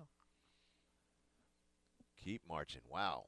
That puts them at about the 48-yard line. That'll give the Titans first down. Boy, number 5 is hobbled, though. Yeah, he's hurting. Slowly. I don't know if it was his hip or his ribs or something. It was something right there on his side. But he's still out there. All right. Who called the Hug and Haul timeout just then? We did? Yes. Yeah, okay. It was us. You're just hitting it hard. I'm telling you. Now Blake's in on it.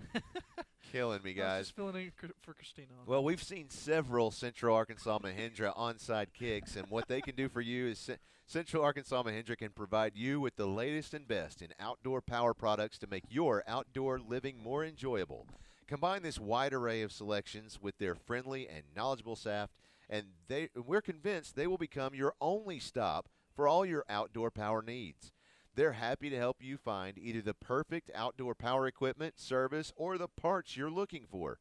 Check out their inventory of Mahindra, Ferris, and Husqvarna equipment. And if you need help making your selection, call or stop in. They're always ready to help. Visit them online at centralarkansasmahindra.com. I had somebody ask me the other day, was like, yeah, I heard you saying that, but how do you spell it? It's just like it sounds. Mahindra. Mahindra. M-A-H-I-N-D-R-A. great group of folks. You probably need some of that stuff out on all your land out there, don't you? You know what? We've got Little tractor or four-wheeler or something? I could use a four-wheeler. Yeah. You're right. But we've got too many trees and hills and rocks for a tractor, that's for sure. Yeah. There's the snap. Casey giving it a toss. Whoa. Oh, and it goes out of bounds. But I tell you what, Taquan Sanders. He tried it. He definitely gave it a shot. He gave it the old college try for sure. Yeah, that pass went all the way out of bounds, though. I think even if he got to it, it was going to be Unfortunately, out of bounds. I think Casey is just about had it. Yeah. Well, I think, they're going to go ahead and put number 2 in. Yeah. Yeah, that's Redmond Deuce. Oh, no, I'm sorry. We do have. That's Jacalen Bank. Excuse me. That is Jacalen Bank.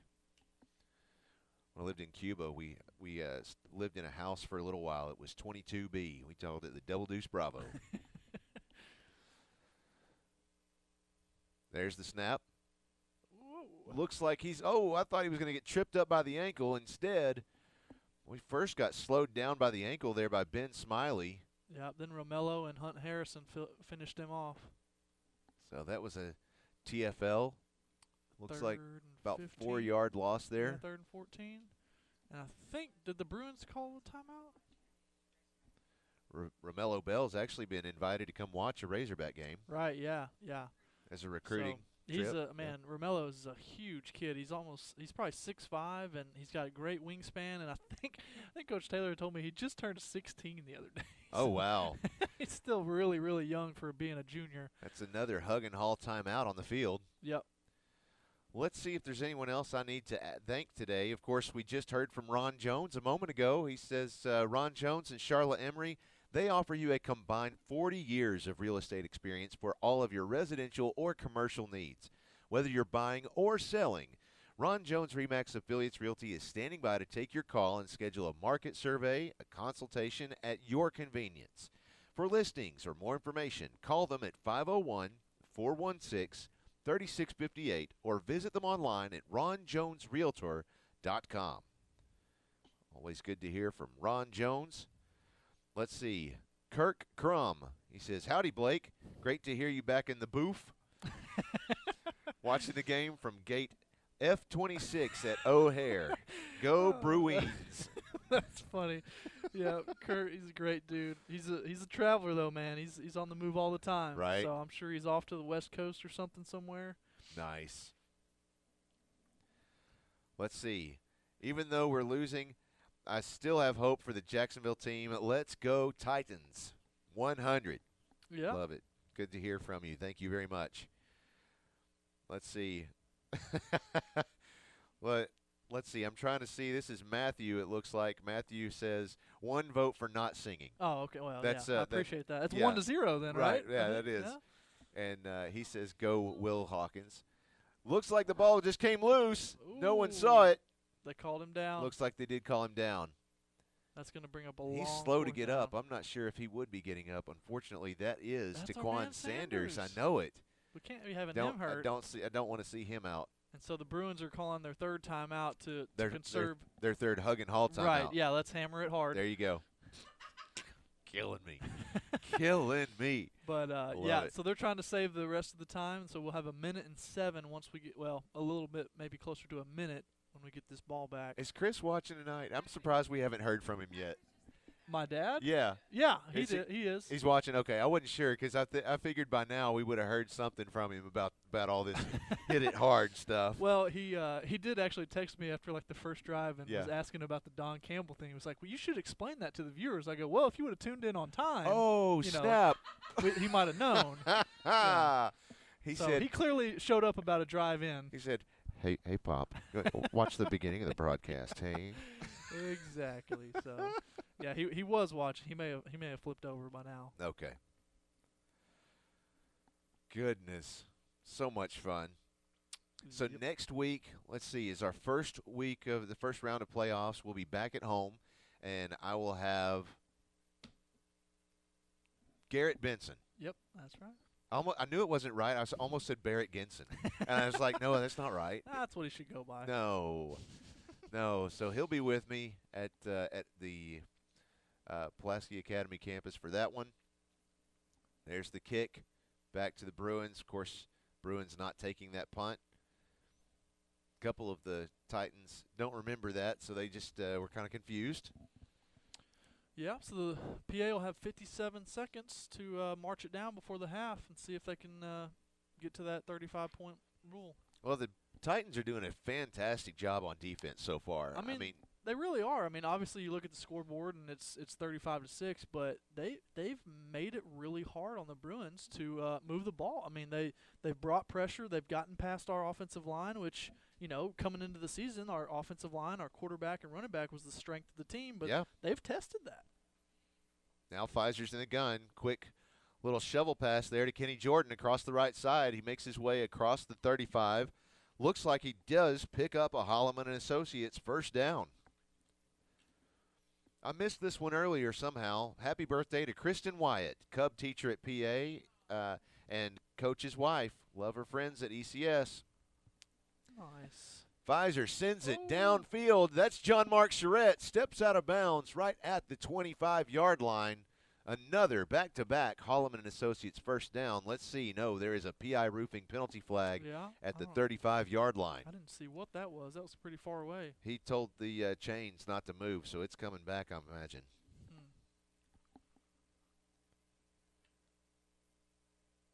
They're discussing it.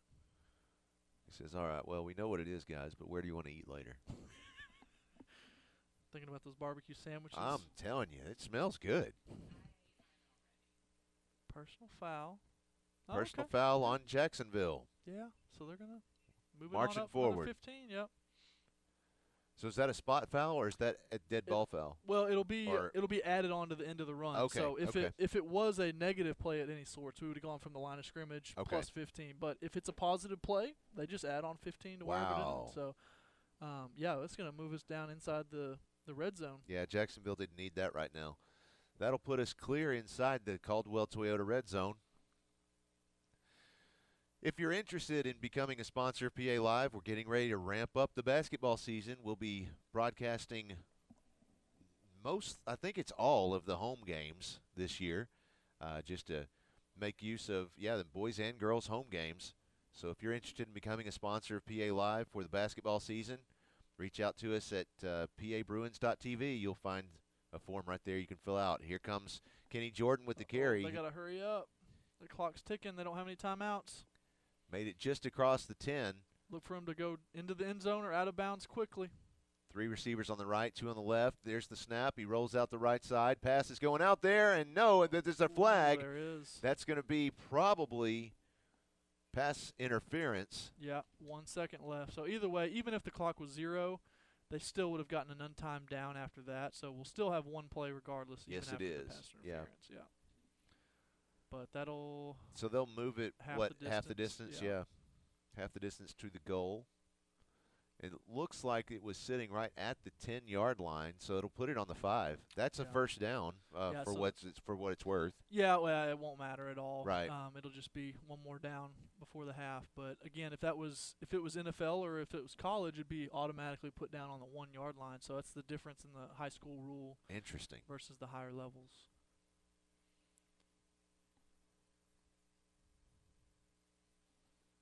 So, one last down before the half. Let's see if the Bruins can capitalize on it.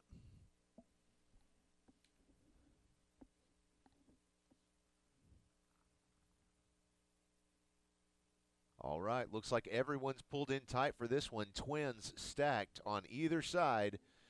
Now Kenny Jordan in motion. There's the snap. Quick handoff. Get in.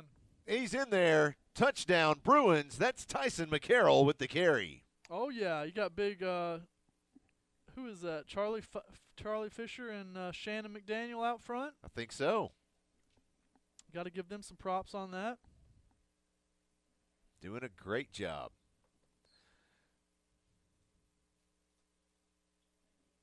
Yeah, that was a great dance. I saw Christina over here doing the sportsmanship rule dance. Oh, I didn't even see that. Yep. That puts I the was Bruins focused on the football, right. in hand. 35 points up now. Here's the PAT from Von Seelig. Kick is up, and it's good. Bruins now lead 42-6, and we're going straight into halftime. Stick around. We've got lots more Bruin action, but I tell you what we're going to do right now is we're going to take a short break. We're going to come back and just leave you with a view of the halftime field, and we'll use some of the audio from Popeye and let you hear the Jacksonville band as they take the field. We'll be right back with more Bruin football on PA Live.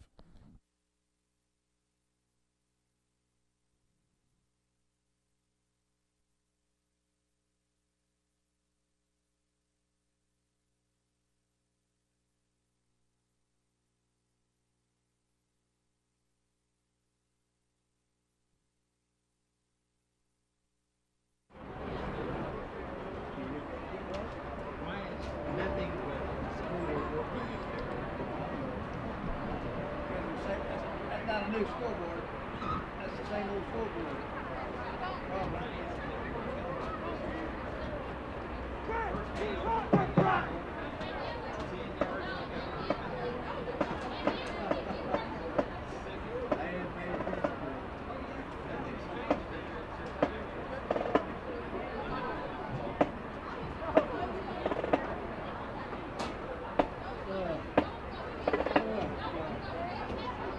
How about the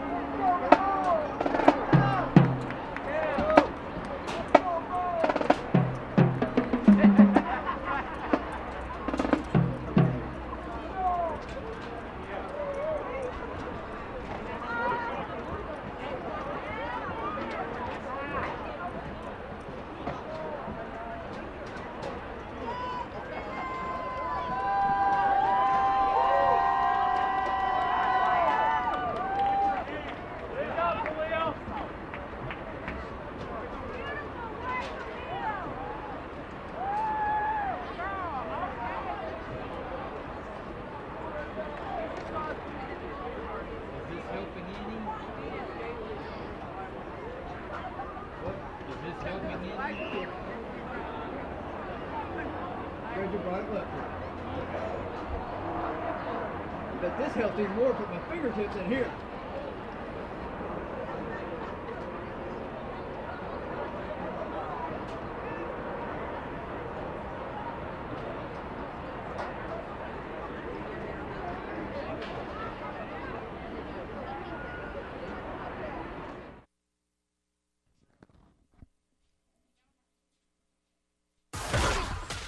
It's time for the Ackles Carpet One halftime show.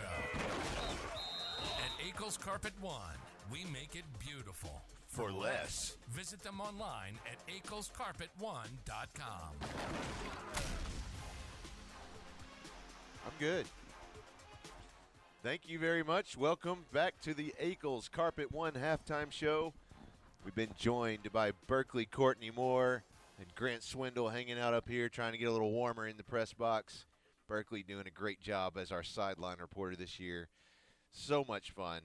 Just telling her once again, congratulations on the Charlie Brown Christmas coming up at the Arkansas Repertory Theater. Do you know the dates on those by the chance, off the top of your head? No. The first rehearsal is Monday, so she's looking forward to that. It's around Christmas, I think. I'll bet last it I is. heard. I would bet it's Yeah. around Christmas. Yeah. Blake Amsler, ladies and gentlemen, he'll That's be why here I'm all week. Yeah, that's why I'm here. Thank you, Blake. Yeah. I Wow. always keep track of all the repertory things as well. I so knew we were keeping you around for yeah, some reason. I know the schedule. Let's go to quickly our live fan feedback. Go Shannon, number 55, looking good. And from Roger and Jenny Cole, greetings from the Coles. Why are we playing on a Thursday? Go Bruins. Why don't you talk about that, Blake? Well, honestly, I don't have a great reason other than from what I've heard in the past, because normally PA hasn't played on Thursday. But a lot of teams have for the last 10, 15 years. They started playing on Thursday, and a lot of that went back to they like to play a game on Thursday so they could go watch their opponent that potentially for the playoffs on Friday. And so they would kind of split the games up half and half throughout the state.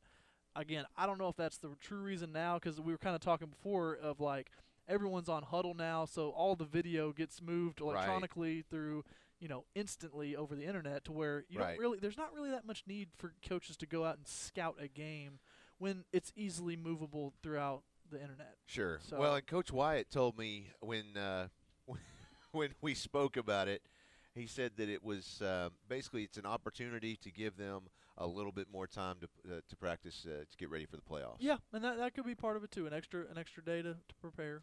Well, here's Christina coming in, handing me notes. I love that she's handing me this. Berkeley is going to be starring as Frida in a Charlie Brown Christmas, and it runs December 3rd through the 23rd at the Rep, and tickets are on sale now. So there's a free plug for the Arkansas Repertory Theater. There you go. You can find those at therep.org. So, and let's see, what was Jacksonville before they were the Titans? Do you know? I was going to say Jaguars, but what were they? They were the Red Devils. The Red Devils. Jacksonville Red Devils, yeah. All right. And so their stadium, their old football field and everything was directly behind us. Okay. Up the hill a little bit. Okay. Was the old stadium. And I think maybe their 7th grade or something still plays out there, but I think a lot of their games have moved, transitioned toward this new high school. Well, that makes sense why they kept the red. Mm-hmm. Then, you know, that's the same reason that the Razorbacks are the Cardinal red is because they used to be the Cardinals. Yep. So that's I always love hearing about the historical significance of mascots and colors. And I was thinking I had heard something about the Titan aspect maybe has to do something with the air base. I don't know if they have some sort of like Titan battalion or something. Well, I don't know. They do have. They are well known for having the Hercules. Okay. Yeah, there may be some sort of tie-in there to bring the Titan. The C-130 is also known as the Hercules or the Hercs. So that's Hercules and the Titans. Well, it's. I think they fought each other, didn't they? Didn't Hercules fight the Titans in Greek mythology? Christina's saying no, absolutely not. That's that's above my pay grade. Well, if there is a significance between Titans and the Air Force Base being right there, if Deke Gramsch is listening, he was in the simulator earlier, but if he's listening, maybe he can fill us in on that. Yeah, in the meantime, I do want to point out, I said it earlier, we do have some sponsorships available for the upcoming basketball season. So look for those. We have, of course, the things that you have that we offer for basketball includes the pregame show, the halftime show, a studio sponsor, timeouts, Bruin Clause, which is our MVP award. We have a game sponsor, all kinds of great sponsorship opportunities. And now I just realized I'm looking at the football. But anyway, looking at that. So there's lots of different we, of course, have timeout sponsors. We have our our core value student of the week and our student athlete of the week. So lots of different opportunities for you to be involved, and we just cannot say thank you enough to our sponsors because they make it possible for us to do this thing, these things. And PA Live doesn't get any funding from the school. We hope to actually make it so that we are actually putting money back into the school, and we were able to do that a little bit last year, but we're on track to do a lot more this year. So that's the idea, is that eventually it will become such a self-sustaining program that we'll be able to give back to the school every year. Yeah, it'll be fun. See Be where great. it progresses to. Oh, okay. Christina just came up. She said, in the Disney movie, Hercules fought the Titans. See, I knew it was somewhere. That's where I got all of my mythology education from. That's all that's where it should all come from. Right. I mean, yeah. Disney. So, okay. So, going back again, we already talked earlier, going back to more basketball, we do have, in addition to our new studio, our new production suite there in the Hug Gymnasium, we also have a brand new video board mounted on that wall. If you walk into the gym, right there on the back wall, you cannot miss it because it's right in your face. Yeah, you will not miss that. That's a sight to see. It's really sweet. It is really cool. It's a lot of fun. And so we've been in there a few times with different programs, and I know they recently held the senior night for the volleyball team, and they were able to I was able to put up the slides for each one of the seniors there as they came across the court and were recognized, so that made it pretty special. I think it was the first time we were actually able to use it.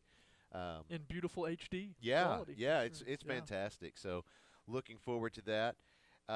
Okay, so you said pictures from Facebook, Christina, but I can't show those, so I just need to look at them? Relay the information. I'm tracking. Okay.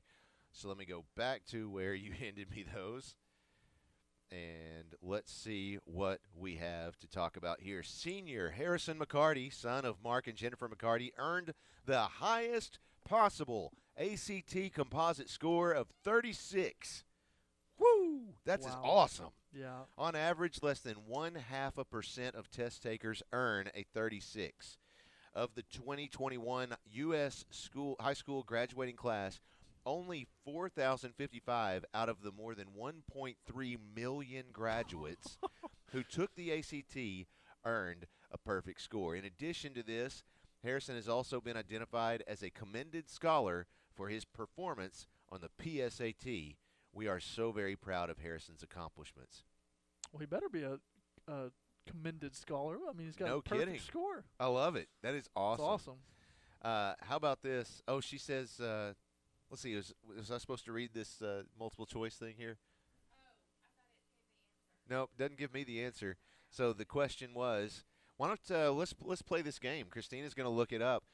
No cheating now. It's on the honor system. So how about this one? How many books have been checked out from both libraries at PA since the start of the school year? Now, here's a hint. A couple of weeks ago, we actually heard the answer during halftime. Really? Yeah, but I mean, I expect everyone took notes. Well, was that when Miss Carnahan was in? It was. Because I stepped out for that. Yeah. So I didn't hear the answer, but you're right. Man, that's So let me give you some options. You have A. Was it 12,008 books? Was it B. 12,265 books? Was it C. 11,489 books? Or D. 11,698 books? Who can come up with the right answer? That's a lot of books. Right?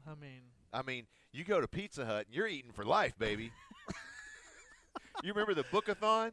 Oh, yeah. Yeah. Yes. Do you remember that? I think so. Okay. Yeah. Yeah, it was like a summer program. You read a bunch of books, and Yeah. you come in with a little thing with all your books punched, and now you get to eat a personal pan pizza. Yeah. When I was a kid, that was it. That was the stuff. I do remember that. Yeah, she says PA kids could put them out of business. Yeah, with the book reading. Oh, gosh, yeah. All right, this one, I think this might be the last one I'm able to get in here. We are filled with a lot of PA Bruin pride today because we had our first author visit in over a year.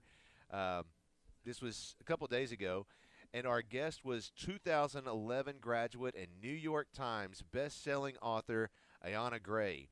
The middle school and upper school students had the opportunity to learn about Gray's young adult novel, Beasts of Prey, and ask questions about her journey in education and writing. Thank you, Ayanna, for inspiring our #PA readers. How awesome is that? Lot of fun. Let's see. Looking back, it looks like I have lots of text messages here. This is Chris Lane. Please give a shout-out to Charlie Kotros. We miss Coach Amsler. Yeah, I love me some Chris Lane, man. He's a great dude. He's got my cell phone number because he's in my class. So there's a kick. However, there's a flag on the play. We're going to march this one forward. Did they run out of time? They may have called a delay game. I didn't see. Where'd the white hat go? So one last thing to note, folks, as we kick off the second half of tonight's game. Coming up this Wednesday at 12:30, Noah Becker and my very own Grant Swindle will both have their signing ceremonies at PA in the Hug Gymnasium. Again, that's Wednesday at 12:30. So congratulations to both of them. Noah will be signing, I don't know with whom. Do you? I don't know. But surely with someone for tennis, since that's his sport, and he's fantastic at it. Check this out. Here's Will Hawkins with the carry. Makes it across the 45-yard line, dodging several tackles. Yeah, they kind of gave a little fake reverse look there. They kind of faked it like they were going to give it to Kenny on a reverse, and Will ended up keeping it and going back to the right side and picking up a good yardage on the kickoff return. But to finish that thought, Grant, of course, will be signing to wrestle with Lyon College up in Batesville. Real excited to get up there and work with Coach Cook. He's been just instrumental talking to Grant the last few months, and real excited to get started with them next year. Here's 1st and 10 for the Bruins. There's the snap to Busby. He's going to send it forward. Pass is complete to Will Hawkins. He's across the 45, the 40, the 35, the 30, the 25, the 20, the 15, the 10, the 5, and I don't think he made it. Well, there's no way that ref's going to know either. He's taking a guess. No, he says was way behind the play. He is knocked out of bounds at the 1-yard line. Was that number 7? Tell me that was Taquan Sanders once again. Yeah. He's out there. Was that him? I think it might have been. Oh, my goodness. What a game he is having. Well, and of course you'll notice that the clock is not stopping. Nope. As we have reached the sportsmanship rule, or sometimes called the mercy rule. Once a team is ahead by 35 or more, there's the handoff to Will Hawkins. They let him carry it in. Touchdown, Bruins. Uh-oh. Did Popeye get fooled there? Yeah, Popeye went left and the ball went right. That's okay. We'll give you this one, Pop. Here's Von Seelig. He's going to kick the PAT, it looks like.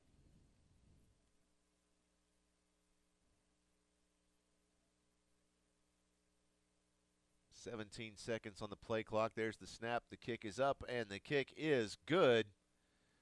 Bruins now lead with 9:40 left in the third quarter. Bruins lead 49-6.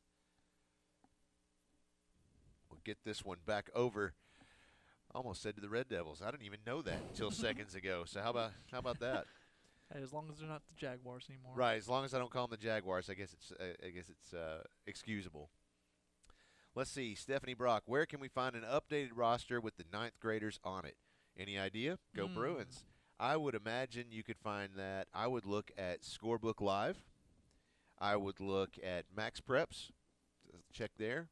And then lastly, I would suggest check PulaskiAcademy.org go to athletics, and then go to football, you might be able to find that on the roster there. Matter of fact, I know that they've incorporated all the freshmen into that roster. So if you can't find it, those other two places, I think you can go to PulaskiAcademy.org and find it there. And if you can't, you show up at Madison Taylor's office and bang on his door. If you really need it and you can't find it anywhere else, send me a text right back here, especially before the game is over, or you might wait a couple of days because I don't look at this number every day. There's the kick. Oh, no, he runs right into the referee trying to catch that. He's still alive. Oh, my goodness. He runs into his own player, and then he is taken to the ground by Tyson McCarroll. It's kind of a comedy of errors there. I'm telling you, that's unfortunate. He had some running room. He could have at least picked up another 15 yards if he hadn't run into the referee. Yeah, I don't know why the ref was even that close to him in the first place. All right, here's the thing for you right here. Titan II missile program was a Cold War weapons system featuring 54 launch complexes in 3 states. 18 were in Arkansas, from which intercontinental ballistic missiles, that's ICBMs, nice, carrying 9 megaton nuclear warheads could be launched to strike targets as far away as 5,500 miles away. That's from the Encyclopedia of Arkansas. Thank you very much. That's Garrett. Thank you, sir. Well done, Will. That's from Uncle Matthew. Looks like Stephanie found her roster. Good job.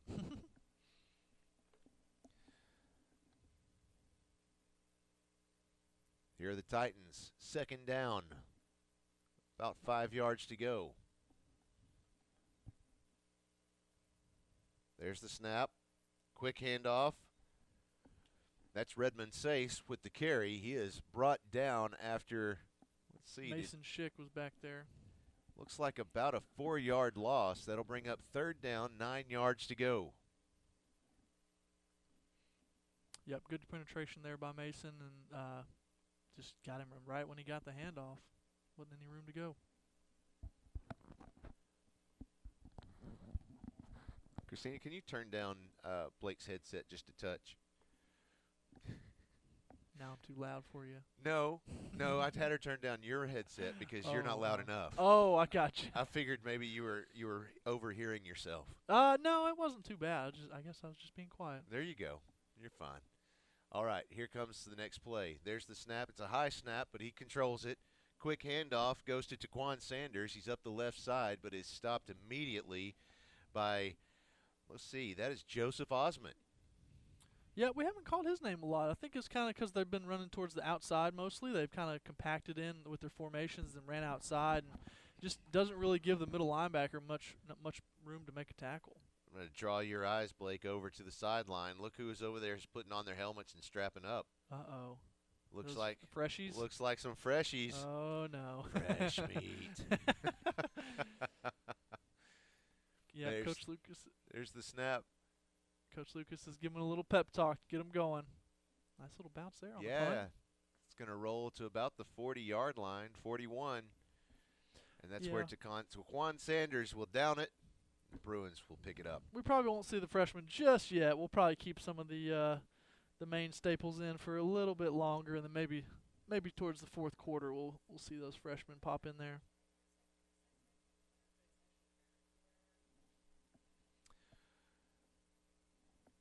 Interesting. Yeah, Christina points out the scoreboard says it's 2nd quarter here, and that's why it says 2nd quarter on your screen. But just know that it is the 3rd quarter. 4 minutes, 49 seconds left. Here's Kel Busby in the shotgun. There's the snap. He rolls out to the right side, looking to pass. Still looking. The pass is out there, right through the open arms of Will Hawkins. He was well covered up by Jacalen Bank. Yeah, that was a good throw by Kel on the move, on the rollout to the right side, and pretty good throw, but just didn't get hauled in and bring up a 2nd and 10. Kel now has 2 receivers on the left, 2 to the right. He has Kenny Jordan in the backfield. There's the snap. Quick handoff to Kenny Jordan. Flag comes in. Jordan is tackled.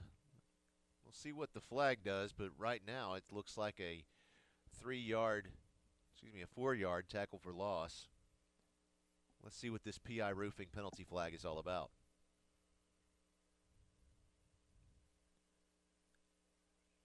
Looks like it's going to be a hold on the Bruins. And they're trying to decide if they want to keep it or not. They should decline it. Nope, they're going to enforce it. Accept it. Okay. I'm not sure I would give the Bruins an extra down. Yeah, and I mean, you already made them lose 4 yards on that, so it would have been 3rd and 15 or 3rd and 14. And now it's going to be 2nd and 20. So I don't know. It's some decisions to be made there, coaching decisions to be made, but to each their own. 3 receivers on the right. Looks like 1 on the left side. Busby has 1 man in the backfield. There's the snap, rolls out the right side, looking to pass. There's the pass. It's out there. He's got, Will Hawkins was right there. Yeah, just a little bit too far out of his outreached hands. Man. I thought for sure he was going to pull that one in. Yeah, that looked good. Let's see. Will Hawkins, Will wide is a receiver. junior. He's a 5'8". Kell's a sophomore, though. Junior, yeah. Kell's a sophomore this year.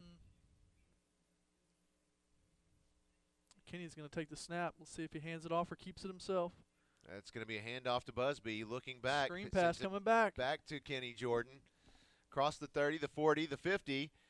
Oh, no. That was almost a face mask, but goodness gracious. He was able to at least push him forward for another 10 yards after the contact. So they'll place this one at about, looks like the 33-yard line. That's another Holloman and Associates first down. Absolutely. It was a great pickup on 3rd and almost 20. Kenny Jordan is a sophomore. 6 foot, 165 pounds. Yeah, he's got a lot of room to grow, man. He could turn into easily a college prospect. 2 receivers on the left, 3 to the right. There's the snap. Pass is out there. Goodness, There he is again. Yep, there he is again. Pushing hard. He picks up another Holloman and Associates first down. He's slippery. You know, one thing looking back on Kenny's career, I think he came in either 8th or 9th grade. I can't remember, but I just remember coaching him for like the very first day he was ever at school, and man, it was like the whole offense and the positions was just mind-blowing to him. He was so lost, but it's so awesome to see him now just be such an integral part of the offense for the varsity team, especially with Joe a little bit banged up the last few weeks. I mean, Kenny's really had to step up. Kel Busby has 1 receiver on the left, 2 to the right, 2 men in the backfield. There's the snap, looking to pass. Pass is out there. That is to Tyson McCarroll, but it is incomplete. He had, looked like that was Jacalen Bank who had him covered up. So that'll bring up 3rd down, 1 yard to go for the Bruins. Under a minute left in the 3rd quarter. I feel like walking over there and reminding the scoreboard operator, hey, it's third quarter. There's, again, Kenny Jordan with the carry. He makes his way just up to, looks like the 16-yard line. That's another Holloman and Associates first down. Swinging back to our note earlier, I got word that Noah Becker's signing with Notre Dame. Ah, there you go. Yeah. Well, congratulations, Noah Becker. Looking forward to that. 2 receivers on the left this time, 3 on the right. There's the snap. Busby rolls out the right side. Pass is out there. Goodness, he was trying to find. I don't have that one. 81, that might be a freshman. Very well may be. I thought I had updated. Yeah, this has got the freshman on it. I'm going to have to go back and, Stephanie, you're going to have to send me that roster. Well, here's a hug and haul. It looks like a hug and haul timeout on the field. Oh, excuse me. No, that's the end of the 3rd quarter. Wow, you're really just hammering that one in. Well, you know, I'm going to hammer your face in a minute. The scoreboard. Now the it's the scoreboard fourth says quarter. 3rd quarter, but now it's the 4th quarter, yeah. I think he might be 1 behind the rest of the game. Yeah, I think we need to go tap him on the shoulder or something. Let's see. He needs a 5-hour energy. Well, I've said for years we need to have 5 Hour as the 4th quarter sponsor. I think that's a great idea. I did reach out to them, believe it or not, in the Nice. off season. I really did. I was like, man, I really hope this one comes Yeah, through. drop you a couple boxes. I mean, Right. that'd be nice. I'm like, just but really, wouldn't you want to take it like right before the game, not necessarily at the fourth quarter? I mean, you're going to be up for Yeah. another 5 hours after 9 o'clock. Well, you got to consider one, not for me, but the other part is to consider there's a lot to tear down. People don't understand how long it takes to set this up and tear it down. Yeah. And I mean, it takes us, a couple of hours to set it up.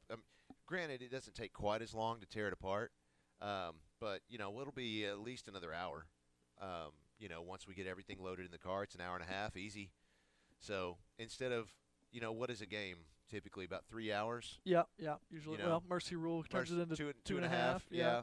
So for us, even if it's a 2.5 hour game, you're looking at easily a 6 hour commitment. Yeah. At least. Busby's pass was incomplete. He was trying to find Andrew Pfizer. He's going to try this one again. This is 3rd down, 8 yards to go. Busby has 2 receivers on the right, 2 on the left. He's got a man in the backfield. There's the snap. Quick little shovel pass over to 38. I forgot what I was doing. I was looking for that new roster. Yeah, you don't have those freshmen I on there, don't. huh? I've got a couple, but not all of them apparently. Let me see here. Let's get this right, shall we? Make sure that we acknowledge these guys. They're working hard, right? Well, that was Charlie Kotros. Yeah. Excuse me, Kotros. With the carry. Did we find out who 81 was? That was the other one that had a. 81 was Will Manning. Okay, yeah. So Will Manning earlier getting a target. Christina's she's over here. Oh my gosh, I can't believe he's a freshman. I know, it's crazy. Even I was working with him since 7th grade, and so it's still awesome to see them. I'm guessing that was a penalty flag. They just marched off. Yeah. 3rd down and a bus ride for the Bruins. 4 receivers on the right, 1 on the left. Busby with an empty set. There's the snap. Looks to the right side, looks back to the left, slings it out there. Let's see. A flag comes in. That's Charlie. That's Charlie with the catch. Wow. We're going back to the 21-yard line. Let's see. I'll bet that is – he's got a hobble to his horse there. That was a great catch, though, and a great job by Kell with pressure in his face to lob that one deep enough. I didn't see it, but because they called for the chains to move, I'm going to guess that was pass interference. Nope. Holding. Yeah. Against Jacksonville. They're going to decline that penalty and call it a first down inside the Caldwell Toyota red zone. It's going to be 1st and goal from the 2-yard line. All right, these freshmen are licking their chops to see who can get that first touchdown. See who Coach Thrash calls up.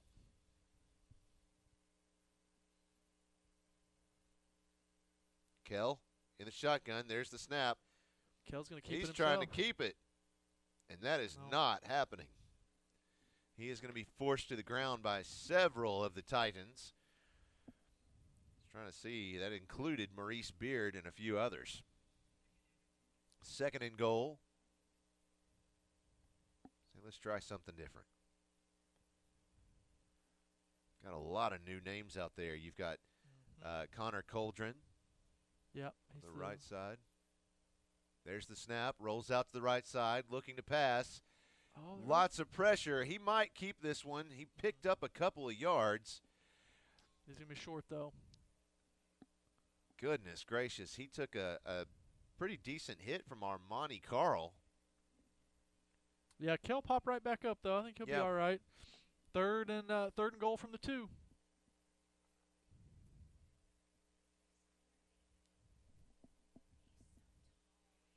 Yeah, Twins stacked on both sides. There's the snap. Pass goes out there. Oh, my goodness. Batted away. That was Jaquan Sanders. Who's number 84 for us? He's a new face. 84, that is Alex Zeldin. Okay. Yeah, he's a really good player for us. So here is 4th and goal from the 3-yard line. 4 receivers on the left, 1 to the right. Busby with an empty set in the shotgun. There's the snap. Rolls out the left side. Passes out there. There and it is complete. There you go. Alex Zeldin with the first freshman touchdown. There you go, Alex. Congratulations. He'll remember that one. his first varsity touchdown. Bruins now leading 55-6 with 7.5 minutes left in the game. Got to shout out that offensive line as well. I saw Corey Park out there and Lane Kelly as well, leading the way for Kell to get around the edge. Corey Park always working hard. Absolutely. Whether it's on the football field or the basketball court or the TikTok screen. He's got some funny videos, seriously, though. I'm going to stay far away from those. What? That's great. Well, I'm not on TikTok for one. Well, what's wrong with you, man? You're missing out. Well, you gotta know what kind of day it's gonna be. You gotta find out if it's Bones or No Bones Day. I'm lost. You don't even know what I'm talking about. No. See, that's what's wrong with people these days. They don't even know. Well, today was a Bones Day. Just letting you know. Gosh. So okay, let me explain it to you. I kind of feel you were the mature one. Of I the was group. gonna say no. You're wrong. Oh, okay. If you thought that for even a second. Okay. No. Do you even know me? Have we met? Hi, I'm Josh. It's nice to meet you. I'm a giant toddler. Yeah. No. So Bones or No Bones? He said Pug. He's a really old pug, and his owner gets him up every morning. He's like, okay, now it's time to find out whether we're gonna have a good day, if it's a day or a No Bones day, and if it's a No Bones day, that means the dog has no bones. So he just falls back over right into his bed, like he has no bones. Otherwise, he has bones, and so he stands up and he looks at you. He's like, "Oh my gosh, it's a Bones Day! Get out there and go for a walk, and make yourself proud and do the good things." And if it's a No Bones Day, well, you might as well just stay in bed. I feel like I'm like 80 years old, and you're trying to like explain something that I should already know. Hey, you know a secret? But we've kind of like flipped roles now. I kind of feel that too. Here's Von Selig's kick. It's going deep. It's going to take a nice oh, no, it's going to get caught right there at the 2, and he's going to run it back. Nicely done. Uh-oh. That's Redmond Sace with the carry across the 40, the 50, the 40. Get him, Vaughn. Von Selig might even – oh, no, forget it. He's going to the house. Redmond Sace with the touchdown.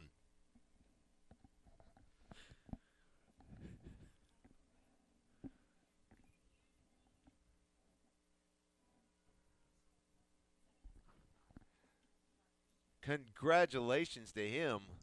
Wow. Man, I wish we had his number on the roster. Yeah. Well, I mean, Redmond Sace, he's doing great. It goes well.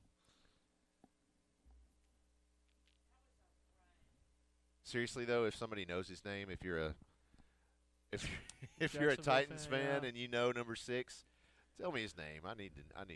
Yeah. Let's see. Come on, Will. We're rooting for 2 touchdowns tonight. What was that picture? Hang on, I go back. Oh, that was from last year. That's watching from Conway. I don't know if they meant Will Hawkins or Will Manning, but they both got a touchdown today, I think. Yeah. That was Manning, I think, number 81, he says. Will Manning. Yep. We finally caught on. Yep. Please tell Blake the Woods family misses him. Oh, I miss the Woods family, man. They're great people. So it looks like the point after is good. I saw Narisha finally got to go out to a game in South Carolina, so happy for her to get to see Azarius out there playing. Check it out. I want to know who this is. Who sent me this? They say, hey, hope this helps. Thank you. I think I found it already, but thanks for sending that. We got the coolest fans. You know what's great is I haven't had a nasty, disgusting, or negative comment in 3 weeks. And that's not a challenge, folks. I was going to say, we must be doing something wrong. That's not a challenge. Just keep it. No, I'll tell you. Come on, Stephanie Brock. You can do better. Oh, my gosh. No, you know the secret? I took the phone number off the screen for the last 2 weeks. Only the ones that actually know it or right. care to the write last it 2 down. games, I didn't even show it on the screen. Yeah. Oh, yeah. So here's the answer. We didn't even have anybody guess.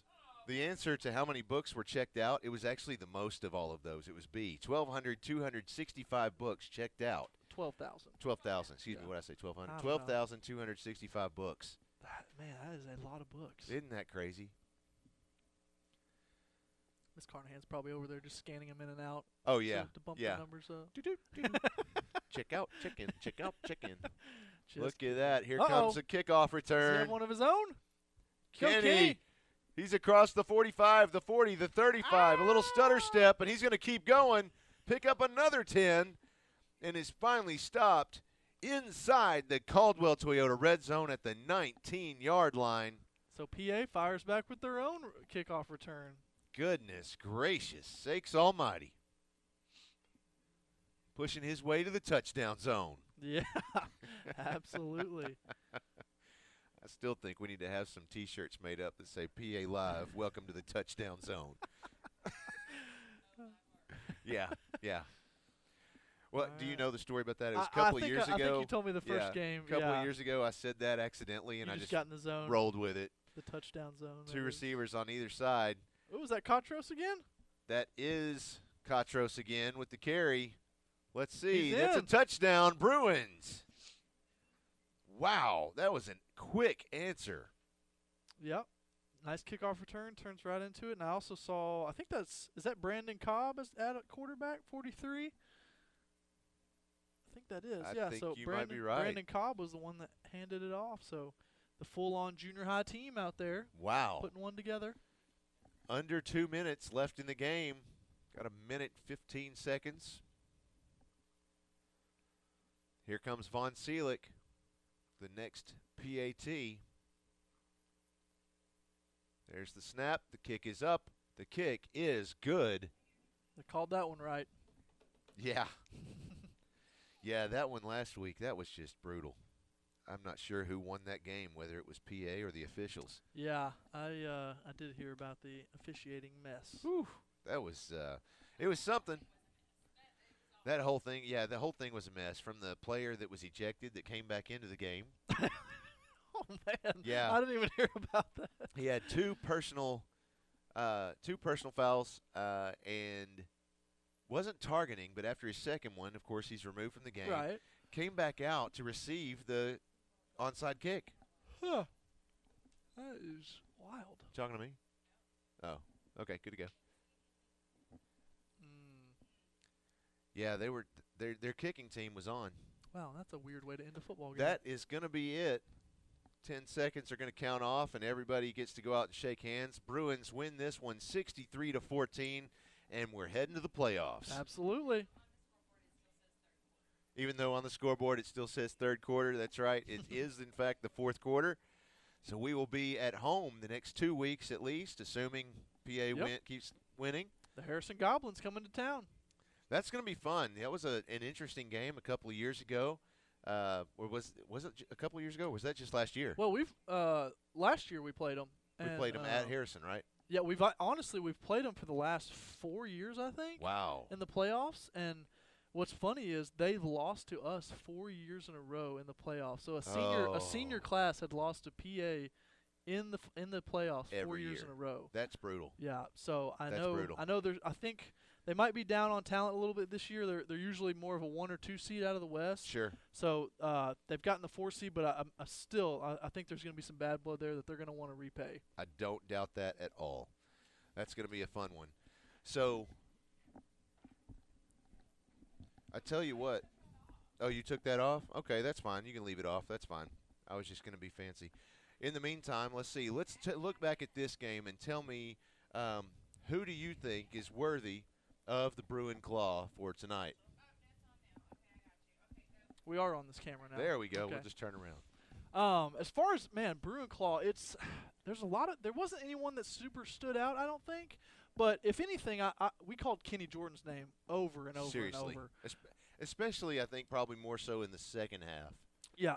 So I would probably lean towards Kenny, but again, it was more of a full-on defensive effort from the Bruins. No one super stood out here or there, but overall, just everyone played solid on defense. You know, last week we gave it to basically both of the lines. It was the offensive and defensive lines, and they just killed it. Yeah. Defensive line, seriously, Yeah. doing a great job out there tonight. But, I've never done this, but I tell you, if I were to give one to the opposing team. Number 7. Seriously. Yes. Taquan Sanders. Doing it all. Forget it. Yeah. These kids playing lights out football out there. So congratulations Keep working hard. to Taquan And hopefully somebody out there is from Jacksonville's watching that can pass that along. Kudos, young man, doing a good job. So, all right. So next week we said we've got Harrison at home. Yep. So if you can come out, support the Bruins, come on out. Be out there at Joe Hatcher Stadium this Friday night, 7 o'clock kickoff. If you can't, next Friday night, not tomorrow. A week from tomorrow. Yeah, they're not playing tomorrow. Yeah. So looking forward to that. If you can't be there, of course, join us right here on PA Live. We'll have all the action. Next week I will have Garrett Benson with me. Looking forward to that. And that reminds me, I need to make a couple of phone calls for that next week. So I'm actually going to be out of town, so I'm going to try to catch PA Live while I'm on the road. So. What a deal. What a deal. All right. Well, everybody, thanks for joining us. It's been a great evening of football. I'm going to get out of here. I've got work tomorrow, as do the rest of us.